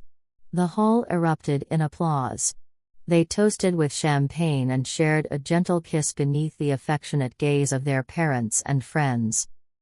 After the exuberant reception, the newlyweds returned to their temporary riverside flat near the Thames, a 2-bedroom apartment by Canary Wharf that they had reserved earlier for work convenience. Upon entering, the soft golden light warmed the cream-colored walls. Elena kicked off her high heels, stepping onto the wooden floor, legs trembling from fatigue yet still buoyed by emotion. Austin smiled wryly. "Poor thing, you could collapse your jaw from those heels, but you're happy." He brushed a strand of hair from her forehead. "You are my winter rose." He opened his arms and drew her into a tight embrace. They remained still in that simple moment, no loud sounds, merely the soft rustling of covers and the shared warmth between them. Their first night as husband and wife was peaceful. They lay together in the king-size bed, wrapped in a woolen blanket, gazing at the turned-off television. Rather than a flamboyant bridal night, they simply spoke softly about their future. Elena, tracing her hand along the bedspread, "I thought we'd fight over daily expenses, but just seeing you here makes me happy enough." Austin, gently smoothing her hair, "I will do everything to protect you and our little family." And so, under the gentle glow of the bedside lamp, their hearts beat in harmony. A new chapter had begun, not just the wedding day, but mornings waking up together, hurried meals, shared projects, and countless small moments. After their wedding night rest, life quickly returned to normal. Elena and Austin resumed their busy work schedules but had learned to carve out time for one another. The couple decided to hire a part-time babysitter, Mrs. Jenkins, a kindly older nanny, to help Elena through the later stages of pregnancy. Mrs. Jenkins would come twice a week in the late afternoons to assist with household chores, grocery runs, and nutritious meal preparation. On weekends, they shopped together for baby essentials, a crib, stroller, bottle warmer, and newborn clothing. Elena enlisted her sister, Lannon, to try on some of the baby garments to ensure they fit properly. Meanwhile, Austin searched for, and purchased, an air purifier to keep the baby room as clean as possible. Each night before bed, they discussed baby names. If it's a girl, how about Phoebe, after the moon? If it's a boy, Leo, like a brave lion, what do you think? Elena, smiling, rubbing her growing belly, who knows whether it will be a boy or a girl? Austin, softly, I bet our little one will be a lot like you, strong and independent. Elena chuckled, you think they'll be like you, smart and calm? He positioned her hand over his heartbeat, lightly tapping 2 fingers to that rhythm. No matter who they resemble, I'll always be here. By late September, as Elena's belly had grown noticeably round, she awoke at midnight with a light contraction. The flat was shrouded in silence, save for the ticking clock by her bedside, but in that moment her heart skipped when the contraction repeated roughly every 10 minutes, an early sign of labor. Elena, whispering, rousing him, I think. Our baby wants to arrive. Austin, drowsily opening his eyes, are you in pain? She grabbed his hand, I'm so cold. He bolted upright, took her hand, and guided her to the living room where their hospital bag was already packed in advance. As he helped his wife into a hospital gown, he called a specialized taxi to take them to St. Thomas's Hospital. Austin, concerned, take steady breaths, love. Elena, you go ahead. The taxi sped through the quiet London streets, street lamps glowing through a light rain. They arrived at the hospital and rushed inside. Nurses and doctors welcomed them swiftly and led Elena into a delivery room. The fetal heart monitor tapped out a steady rhythm, and contractions soon came every 5 minutes. After nearly 4 hours of laboring through pain, at 4:15 a.m., a baby's cry resounded beyond the partition wall. A tiny girl, swaddled in a pink blanket, lay with her eyes closed as though dreaming. Austin swept his wife into his arms, tears streaming. "We have our baby girl. Doctor, both mother and child are healthy. Congratulations." Elena, blushing shyly, her name is Phoebe Blackwood. Austin, smiling as he gently stroked their daughter's head, "Hello, little angel." He lowered to kiss Phoebe's forehead, then turned to his wife, "You were so brave." They cried together in that overwhelming joy, as though their two hearts had blossomed in a whirlwind of happiness. The next morning, as the first light of dawn filtered through London's cloudy skies, mother and daughter were transferred to the riverside flat near the hospital, a small studio, where their pediatrician could visit easily. Austin's phone buzzed. It was a FaceTime from his mother, "Anna, in California, darling, I wish I could hold her." She hoped to arrange her trip soon. Elena, holding the phone to show the baby, "Mom, we're safe now. Don't worry, I'll send you pictures." Anna, beaming with joy, "She's so beautiful." Inside the flat, the pediatrician guided them through newborn care, feed her every 2 to 3 hours, burp her after meals, and keep her warm. Austin awkwardly held Phoebe, trembling as she startled in his arms. He quickly asked, "Am I doing it right?" Nurse, smiling, "You are doing great. Just be calm, she'll settle soon." Phoebe, half asleep, kicked her tiny legs before quieting when he offered a pacifier. Both parents watched, hearts full. About 2 weeks later, as Elena's pregnancy had grown and Phoebe reached 1 month old, the early days of sleep deprivation truly began. By day, Elena rose at 6 a.m. to prepare formula bottles, feed their daughter, then sneak in a short 20-minute nap. Austin worked remotely from home, writing code for the AI try-on module while holding Phoebe whenever her cries rang out. Elena, wearily on the sofa, "Could you take her into the other room? I'd like to sleep another 15 minutes. Austin, "I've got her." He carried Phoebe away and, in a gentle tone, cooed, "Now, little one, let's have some milk." Phoebe quieted and drifted off. He leaned back in his chair, watching her sleep, thinking, "I must do this right." Though overjoyed, they recognized the real challenge was only beginning. By mid-November, at 6 weeks old, Phoebe spiked a fever in the middle of the night. The flat lay silent in the darkness, save for the digital thermometer's beep registering 38.3 degrees Celsius. The reading climbed to 38.5 degrees Celsius, and the baby monitor alarm signaled distress. Austin, startled, "Hold her, Mom." He switched on the bedside lamp, took the baby into his arms, and soothed her. She quieted but remained feverish. Instantly, he called an urgent message to Mrs. Jenkins. She was sleeping in the armchair. She dashed over with the digital thermometer, applied cool compresses to Phoebe's forehead, and then called a taxi to rush father and daughter to the pediatric ER. Elena, clutching her blanket, "I'm coming too." The taxi sped through the deserted, rain-slicked London streets. At St. Thomas's, they ran into the emergency department, where doctors and nurses immediately admitted Phoebe for tests, drawing blood samples, and running evaluations. In the waiting area, both parents trembled until the doctor returned with results. "Doctor, your baby has pneumonia and needs 4 antibiotics and monitoring. Please give her paracetamol at 10 mg/kg and keep her warm." Elena, tears welling, "Please save our daughter." Austin, holding her hand, voice steady, "We'll get through this together." Throughout that night, they took turns staying by Phoebe's hospital bedside. Elena prepared formula, wiped her forehead, and warmed her tiny body. Austin monitored each heart rate reading and the prescribed antibiotic dosages. Every time she cried, they would kneel and cradle her. The fever's unpredictable swings left them anxious and sleepless.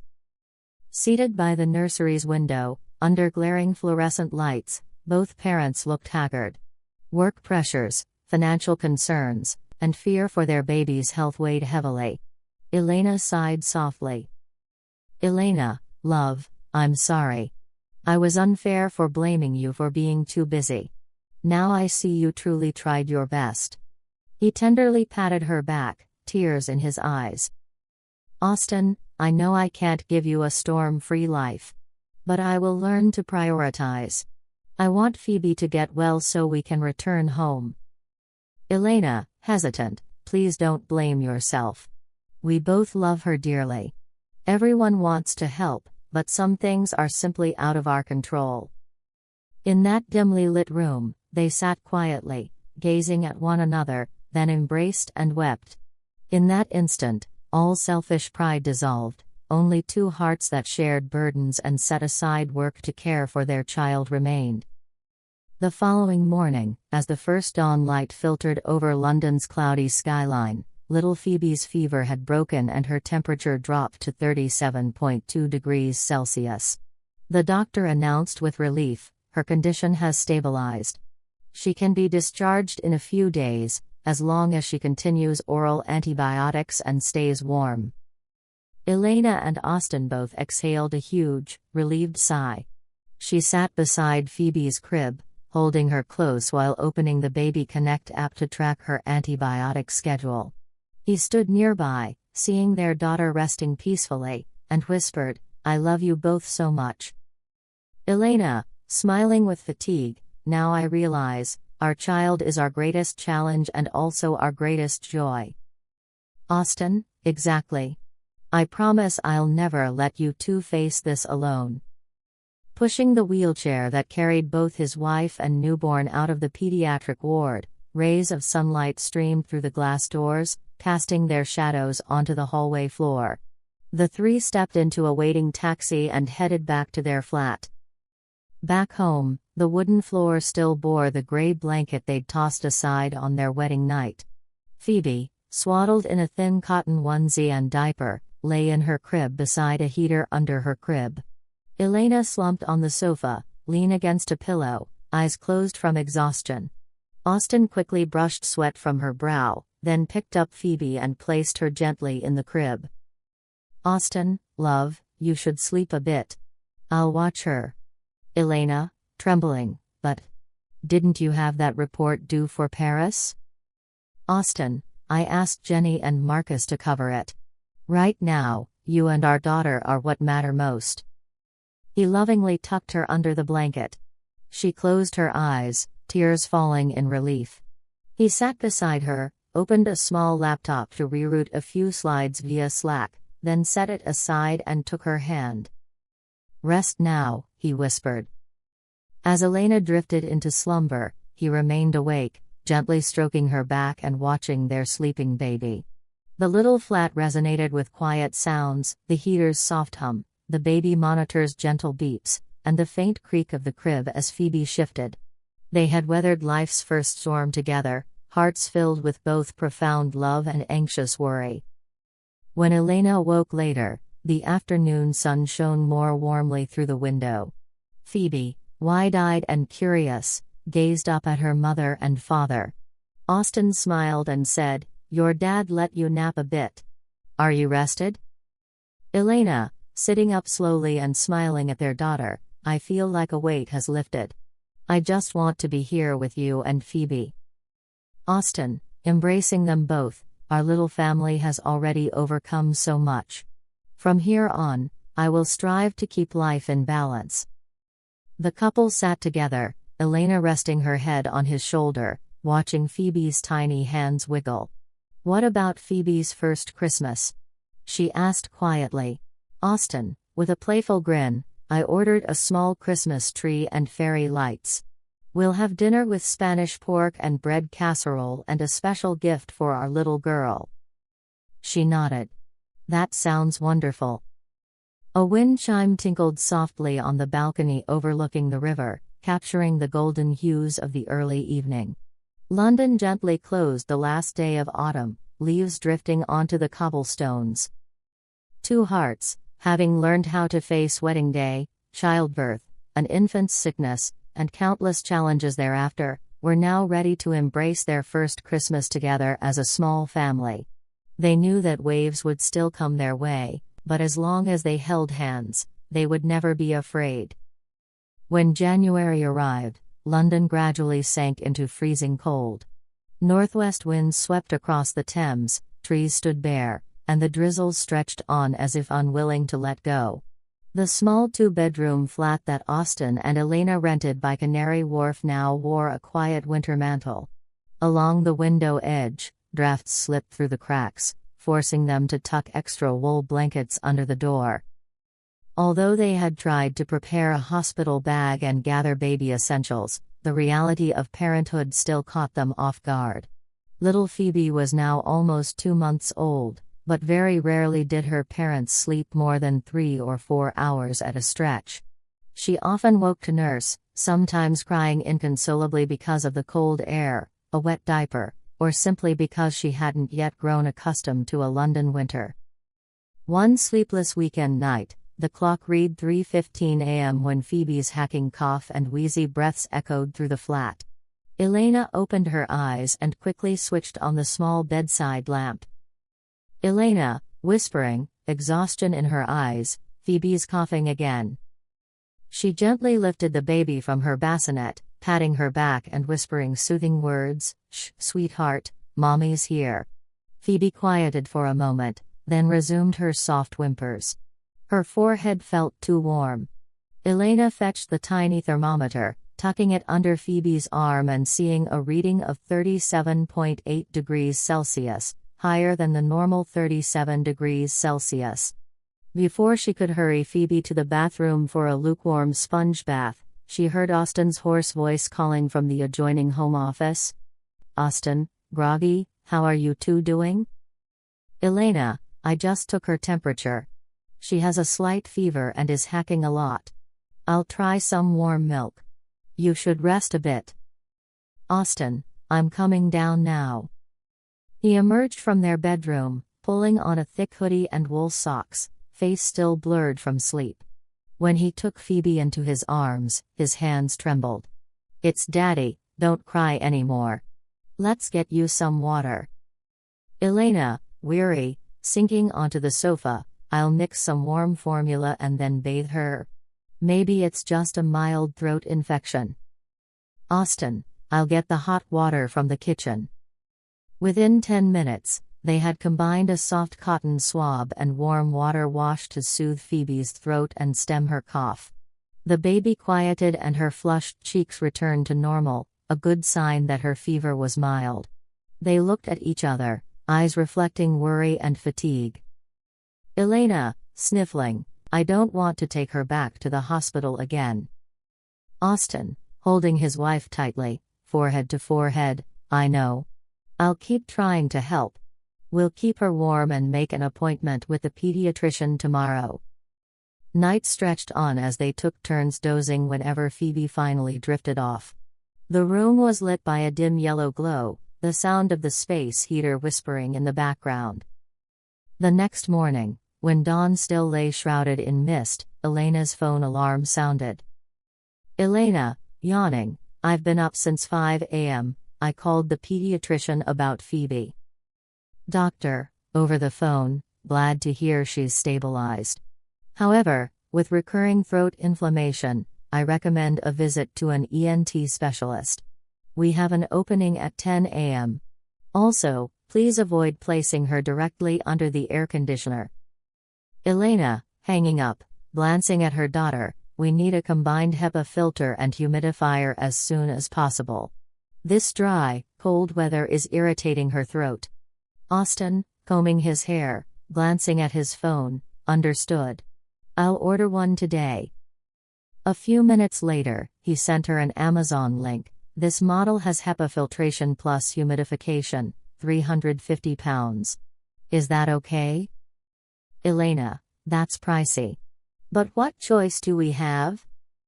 They weighed the cost of adding another large expense against a real need. Although Austin's salary at Codeline, about £130,000 per year, was strong. Their Canary Wharf rent alone was nearly £40,000 annually, not to mention insurance, a college fund for Phoebe's future, and London's high cost of living. In the end, they agreed to order the machine and absorb the extra budget this month. That afternoon, Elena took Phoebe to a nearby private pediatric clinic by Hyde Park. The baby's temperature read 37.9 degrees Celsius, and she had a persistent cough with a runny nose. The doctor performed a thorough exam and recommended a chest X-ray to check for a more serious lung infection. The X-ray, blood tests, and oxygen measurements came to nearly £200. Doctor, based on these recurring throat infections, I recommend admitting her for a 24-hour observation with 4 antibiotics. Please call if you consent. Elena, tilting her head, anxious, all this just because of the coughing. I'll discuss it with Austin and call you back. She changed Phoebe's diaper and held her close, conflicted about a crucial work meeting she couldn't miss. She texted Austin. Elena, Phoebe needs an X-ray and may need admission. This is very expensive. What do you think? He was at the gym around noon, finishing deadlifts to release stress. When his phone rang, he read her message. 6:40 a.m. Hong Kong time, she needs admission. Costs are astronomical. Decide and let me know.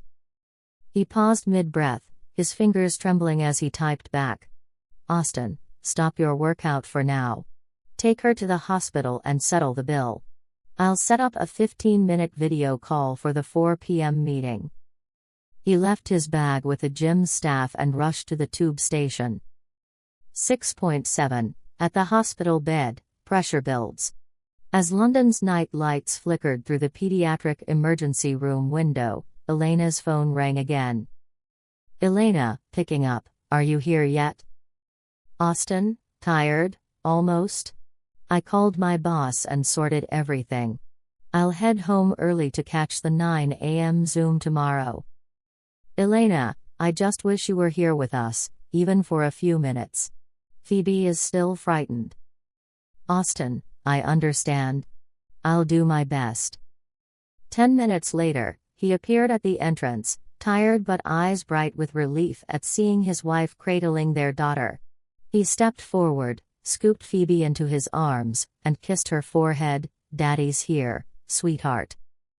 Elena, mascara streaked, voice shaky, I was thinking of bringing her home tomorrow.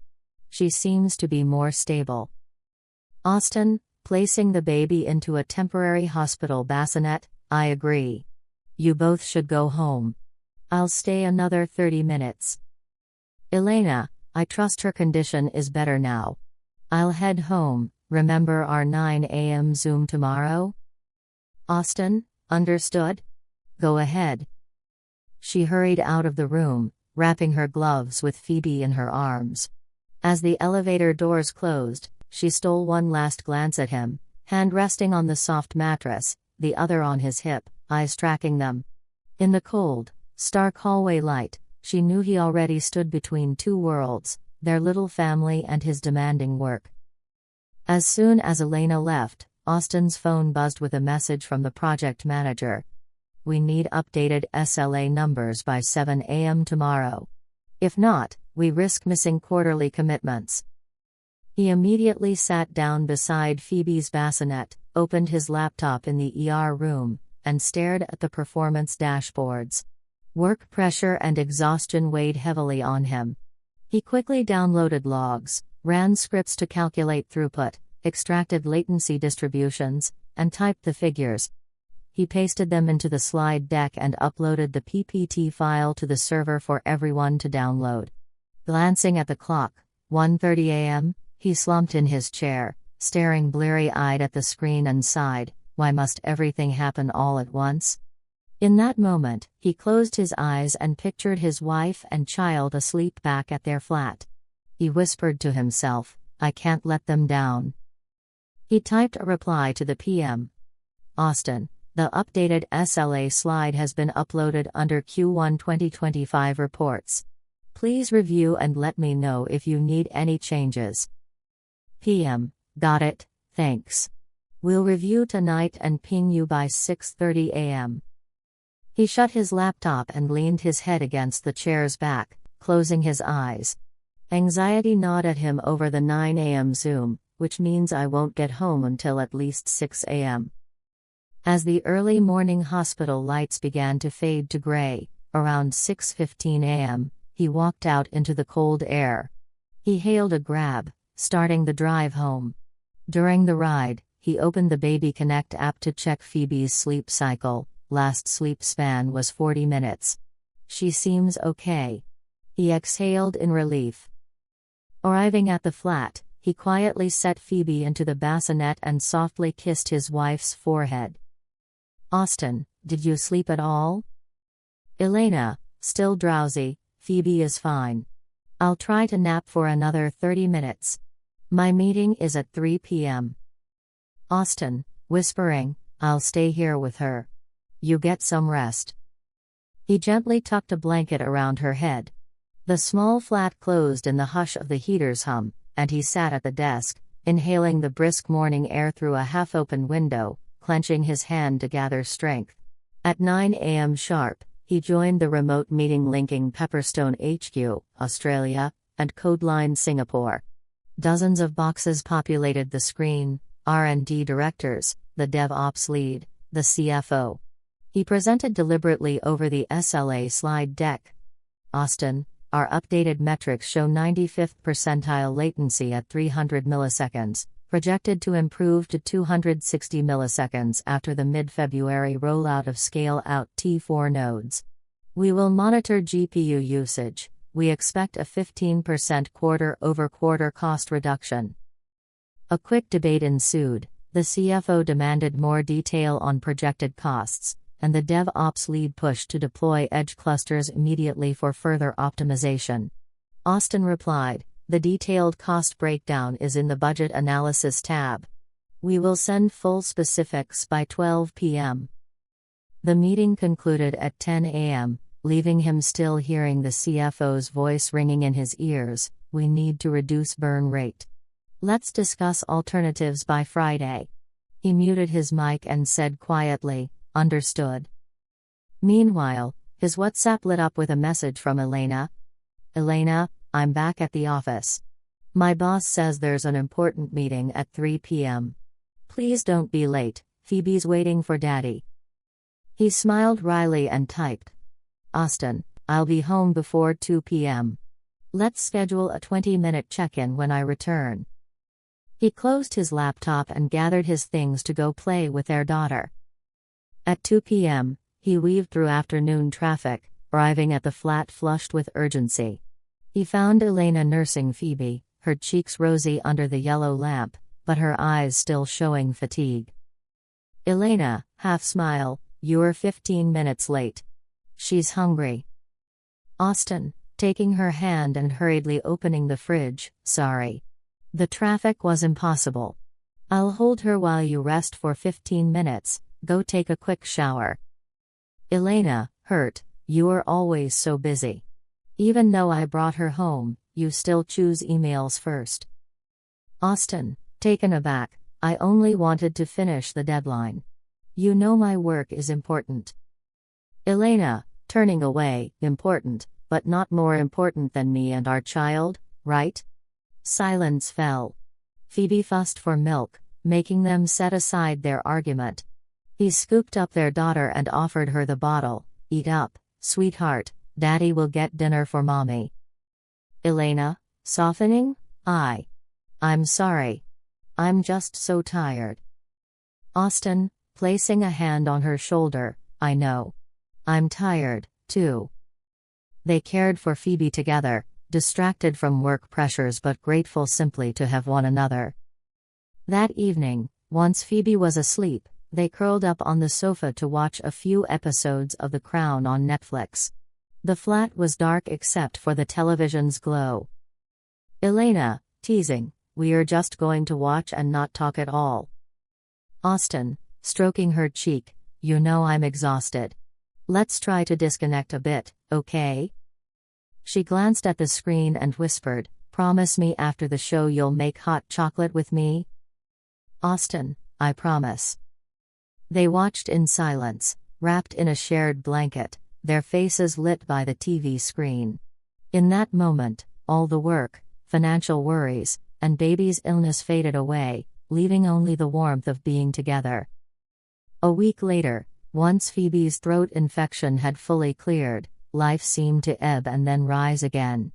They booked a short day trip for a picnic in Richmond Park to breathe some fresh air. Sunday dawned warmer, with soft sunlight. They pushed Phoebe in her stroller through winding paths. Gentle breezes stirred the air as a herd of deer darted nearby. They spread a blanket by a pond and shared warm sandwiches and tea. Phoebe slept soundly in her stroller, her little face rosy. Austin, watching their daughter, "From now on, we need more moments like this." Elena, sitting a little apart, gazing at the water, "You were right. Family means being together." Under Richmond Park's gentle sunshine, they traded responsibilities. He learned diaper changes and bottle preparation, while she learned to let go of work just enough to claim time for family. After their picnic, they left Richmond Park and brought Phoebe home to their small flat.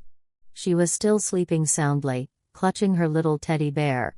They tiptoed inside and laid her gently in the bassinet, then sat together by the window, looking out at the street. "Elena," softly, "we'll have to work very hard, but at least we have a plan now. I don't want things to stay as stressful as this past week." Austin, taking her hand, "Same here. From now on, I'll strive for balance. We've learned so much after the recent storm." In the late afternoon London light, their hearts quietly sowed seeds of hope, hope for a more stable future, hope that no matter how many challenges came their way, as long as they stood side by side, nothing would be impossible. In mid-February, London was still biting with cold. Mist from the Thames swirled around, blurring the Canary Wharf skyscrapers. After some relatively quiet days, the small family life of Austin, Elena, and baby Phoebe now seemed to be dragged into another harsh whirlwind. This morning, light drizzle still fell when the clock read 5:45 a.m. and Elena bolted awake to the high-low alarm of the digital thermometer. She struggled upright, hand trembling as she checked the display. Temp, 39.2 degrees Celsius. A raging fever had returned. She shivered with worry for her daughter. "Oh, Phoebe." Austin emerged from his home office as soon as he heard her moan, MacBook still half-closed in his hand.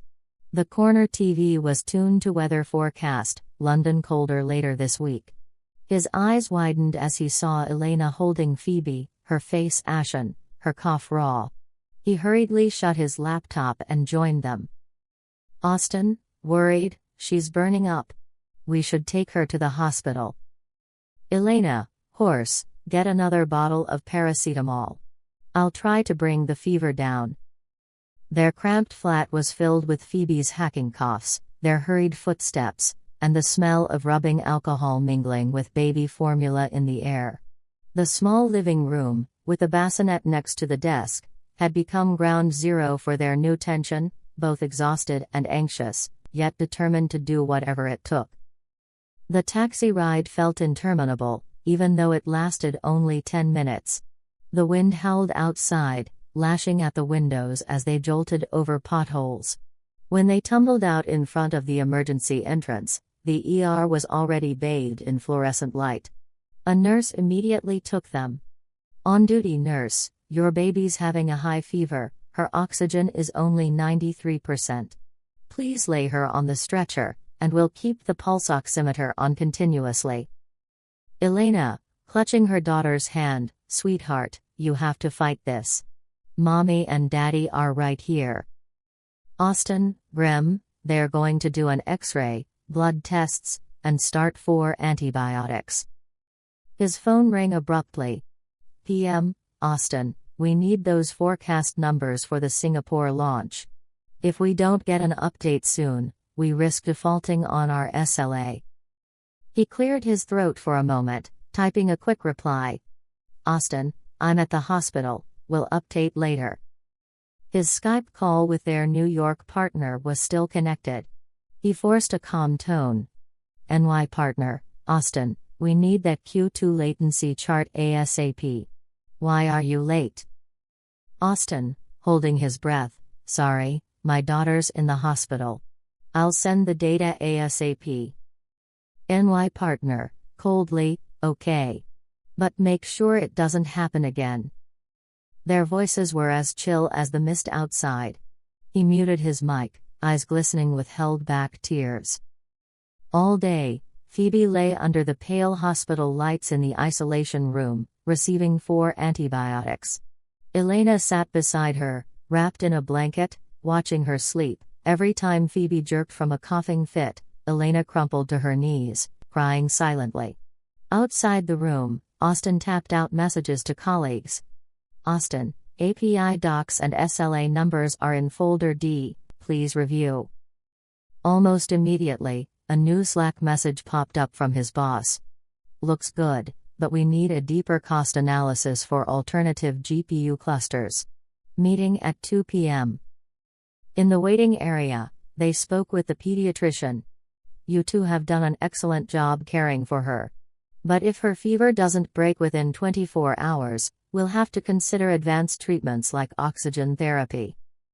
Elena, tears rolling down, please do whatever it takes, save our daughter.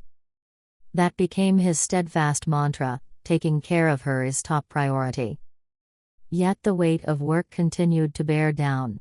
He glanced at his phone and saw a fresh Slack update. Still no SLA chart. We are waiting urgently. He managed to type back a brief message, working on it.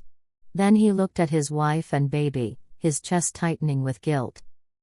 By 1:30 p.m., as soon as his clear memory leak patch finished running, he rushed into the isolation room, pulling Elena and the doctor aside for a quick examination. Austin, anxious, is the X-ray back yet? Doctor, no signs of severe infiltration. If you keep her warm and continue the antibiotics, she can go home. That was welcome news but didn't fully dispel their tension. Elena collapsed against his chest, utterly exhausted. Elena, bursting into tears, do you know what? I tried to be patient, to give you space for work. But now I feel completely alone. Austin, stressed and near tears, I didn't want it to be like this. I love you and our daughter. Elena, angrily, if you really loved us, you would have stayed instead of rushing off for that meeting. Austin, voice catching, you don't understand how important my work is. If I miss updating the SLA on Slack, the company faces financial penalties, the project will stall. I tried so hard. Elena, exasperated, budgets, SLAs, deadlines. I don't care. Can't you see that we, your wife and child, need you more than anything? The room's atmosphere felt like a blizzard raging inside their hearts. Little Phoebe, half awake, looked between them, not understanding. Austin gripped Elena's hand, voice quivering. Austin, I'm sorry. I'm so sorry. Elena, looking at him tearfully, you keep apologizing, but nothing changes. He began to cry, like a frightened 12-year-old, I don't know what to do. In that bright isolation room, flooded with white light, monitors softly beeping, stadium-like overhead lights, they were frozen in chaotic silence. Neither knew how to move forward, except to lean on each other's love and exhaustion as they wept. Out in the dim taxi queue beyond the ER doors, cold rain lashed down upon them. They held hands wordlessly until Elena gently tapped his shoulder. Elena, softly, let's go home. He nodded, unwilling to prolong their confrontation. When the taxi arrived, both climbed in, leaning their heads toward the windows, watching the rain as though bracing for a long, threatening night. As the taxi sped through the wet, lamplit streets, its headlights alighting puddles on the pavement, he looked at her. Austin, solemnly, I will give up. Part of my work to be here for you and the baby. But you have to tell me how. Elena, trying to stay calm. You need to decide, work online 24/7, or carve out some space for family? He nodded softly. I will think on it. Elena, turning to gaze out the window, voice distant, let's go home. The taxi stopped, depositing them once again at their sorrow-laden flat. The rain fell steadily, cold and bone-chilling. When they arrived, Elena felt a splitting headache. She flicked on the Wi-Fi to connect her laptop, but he gently intervened. Let's not do any more work tonight. She looked at their sleeping daughter, heart softening. She just wants a family that isn't at each other's throats. He carefully settled Phoebe in her bassinet and kissed Elena's cheek. Austin, I'm sorry for the argument today. Elena, teary, I'm sorry too. I was afraid of losing you. Losing her. Austin, I understand. Tomorrow, we'll sit down and figure this out. They wrapped themselves in a wool blanket, nestling by the window and watching the rain. No more words were spoken, only the tight clasp of their hands and the racing of anxious hearts echoing in the night. 2 days later, with COVID-19 tightening restrictions in London, Codeline Solutions announced up to 4 weeks of remote work. Under the pressure to scale up AI try-on in a socially distanced environment, Austin's fatigue only deepened as he tried to build clusters remotely from his flat. Meanwhile, Elena received an urgent email from the Paris agency. The AI try-on project has received positive feedback, however, the spring campaign urgently requires a new 3D sample model. Monarch Lab has scheduled a call at 11 a.m. If missed, we face a €25,000 penalty. She booted her laptop and tried to render a 3D demo, but the machine lagged. Phoebe dozed for a moment, then fussed again, demanding milk. Elena scrambled to both care for her daughter and code late into the night. Elena, whispering, honey, I can't do both right now. He tapped out a quick message. Austin, I'm in remote meetings with Sing Group optimizing our GPU cluster. Hang in there, let's solve this together. But that reassurance wasn't enough. That afternoon, when Phoebe spiked a second high fever and a prolonged cough, they brought her back to the ER. Under the bright fluorescent lights, Elena trembled, leaning against the wall, feeding the baby while her phone buzzed with a video call from Almeida, their Paris 3D lead. Almeida, on video, Elena, where's the R demo? We need it today or next month's budget will be cut. Elena, tears streaming, sorry. She's sick. I'll update you as soon as possible. She hit end call, and baby Phoebe looked up with a startled huh? Cue. Austin held Phoebe, head bowed, voice trembling, I can't keep doing this. The doctor checked Phoebe's oxygen and said, not too severe yet. Try warm fluids and more paracetamol. He and Elena huddled in a corner. Elena, hoarse whisper, I don't think I can take much more. Austin, tears welling, I want to balance everything, but I don't know how. They clung to each other, tears of shared agony rolling down their cheeks. Their frustrations over work and exhaustion over their baby's illness dissolved into a deeper fear, the terror of losing their child, the fear that they couldn't protect their family. That night, the storm inside their hearts seemed to peak. Baby Phoebe still had a fever of 38.5 degrees Celsius and rapid breathing. The doctor decided to admit her to the pediatric ICU for 4 fluids and close monitoring. In the dim hallway outside the isolation room, they sat huddled together beneath the pale corridor lights. Elena, collapsing into his arms, sobbing, we were so wrong to think we could handle all of this. Austin, holding her tightly, I'm sorry. I thought I could juggle it all, but I failed.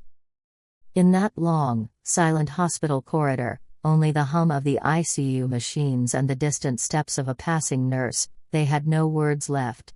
They rested their heads on each other's shoulders, utterly spent. They had never been more aware of their greatest fear, that their fragile happiness could be shattered by a single attack of coughing. Two hearts that once felt unbreakable now seemed to be cracking under pressure and exhaustion. When the feeble morning light pierced the curtains of the pediatric ICU, the monitor beep grew softer. Baby Phoebe lay quietly in her crib, cheeks flushed, her eyes fluttering open weakly. The pediatrician entered briskly. "Doctor, we've controlled her fever and inflammation. She's doing much better, she can go home in a few hours." Elena, voice shaky, "Thank you, doctor. May I hold her?" Carefully, she cradled her daughter to her chest, eyes filled with tears as Phoebe let out a small morning cry, "Good morning, sweetheart." Her heart felt as if it had burst with joy. Austin, standing beside them, eyes glistening, "Let's take her home." They exchanged a look of perfect understanding, the kind shared by those who have just weathered the fiercest storm of their lives. Returning to their flat, the rain had stopped and the sky was brighter. They placed Phoebe in her bassinet, gently drying her damp forehead and placing a small oxygen cannula to ease her breathing. A fever patch adhered softly under her arm. Both parents sat on the sofa, watching her sleep. Elena, whispering, "Do you remember how last night I yelled at you?" Austin, softly nodding, "I deserved it. I left you alone. But I've realized where my priorities should be." Elena, "We both need to change. I'm sorry for losing my temper." He took her hand in his, voice gentle, "We'll change together, starting now." Elena, hugging Phoebe, "Do you think we can really do it?" Austin, kissing their daughter's forehead, "I know we can." The flat was quiet except for the baby's slow breathing, a promise of hope for tomorrow. 5 hours later, as a shaft of sunlight warmed the beige walls, Elena awoke. Phoebe lay sleeping peacefully under a soft blanket. Leaning on her husband's shoulder, Elena offered a silent smile. Elena, murmuring, "Our first peaceful morning." Austin, yawning, "I'm sorry for letting you worry last night." Elena, "I'm sorry for staying upset so long." They held each other in a moment of calm, reaffirming that family happiness is not a frantic dash but a daily choice, no matter how many trials they might face. Monday morning saw them both up early, feeding Phoebe and changing her diaper before splitting off to their home offices. Austin, leaning down to kiss Elena, "I'll call you on video at 10:30 to check marketing KPIs." Elena, standing beside the bassinet with her laptop, "Okay, I'll set up a Zoom link. If Phoebe fusses, I'll bring her into the call." He slipped into his home office, settled at his desk and connected his mic. At exactly 10:30, he and Elena were in a joint marketing R&D sharing data session when a message popped up. Phoebe was crying. Elena, on WhatsApp at 10:31, "She's fussing, give me 2 minutes." She muted herself and dashed in to pick up their daughter. Within 3 minutes she soothed Phoebe, then returned, smiling apologetically. Colleague, on Zoom, waving, "No worries, hope Phoebe's okay." Everyone cooed in understanding. The rest of the meeting felt lighter. Challenges were no longer tied to pay deductions or conflict, instead, they were met with empathy, "I get it" glances from colleagues. By late February, as AI Tryon entered its early beta phase, Austin finally sensed a new equilibrium. He called a video meeting with the Sing DevOps team. Austin, on Zoom, holding Phoebe in his lap, "Note that I won't join the 2 p.m. call today. Please ask Marcus to move the pipeline so I can begin scaling on Friday. Thanks, everyone." His teammates cheered encouragingly, "Wishing your daughter a quick recovery." He ended the call and laughed softly at his daughter, "You've been at the monitor all night too, haven't you?" Meanwhile, Elena coordinated with Paris to prepare the AI try-on pre-release. She hopped on a Teams call with Hayes, director of social media in Paris. "Elena, we'll do a live trial at 2 p.m. GMT +1. Please have the digital assets ready, I'll share the sample data." Hayes, "Perfect. Our team expects the demo today. Looking down the hallway, she saw Austin leaning by the doorframe, holding Phoebe. Elena, can you join the call for a moment? Austin, I'll be there in a second. Everyone on the video call broke into smiles. Colleague, on Teams, look at Daddy holding the baby, so adorable. Elena, smiling, of course, even when we're working, family comes first. By mid-March, when Phoebe turned 4 months old, they decided to enroll her in a small private nursery nearby.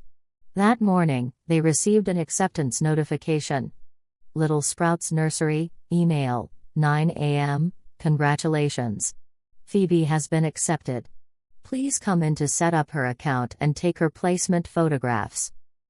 They brought her to the preschool and met Miss Hannah, a kindly caregiver with experience as a neonatal nurse. Hannah cooed over Phoebe, "Oh my, she's as round and sweet as a little rice grain." Austin, standing next to Hannah, smiling, "Thank you. We're thrilled." Hannah, "Don't worry.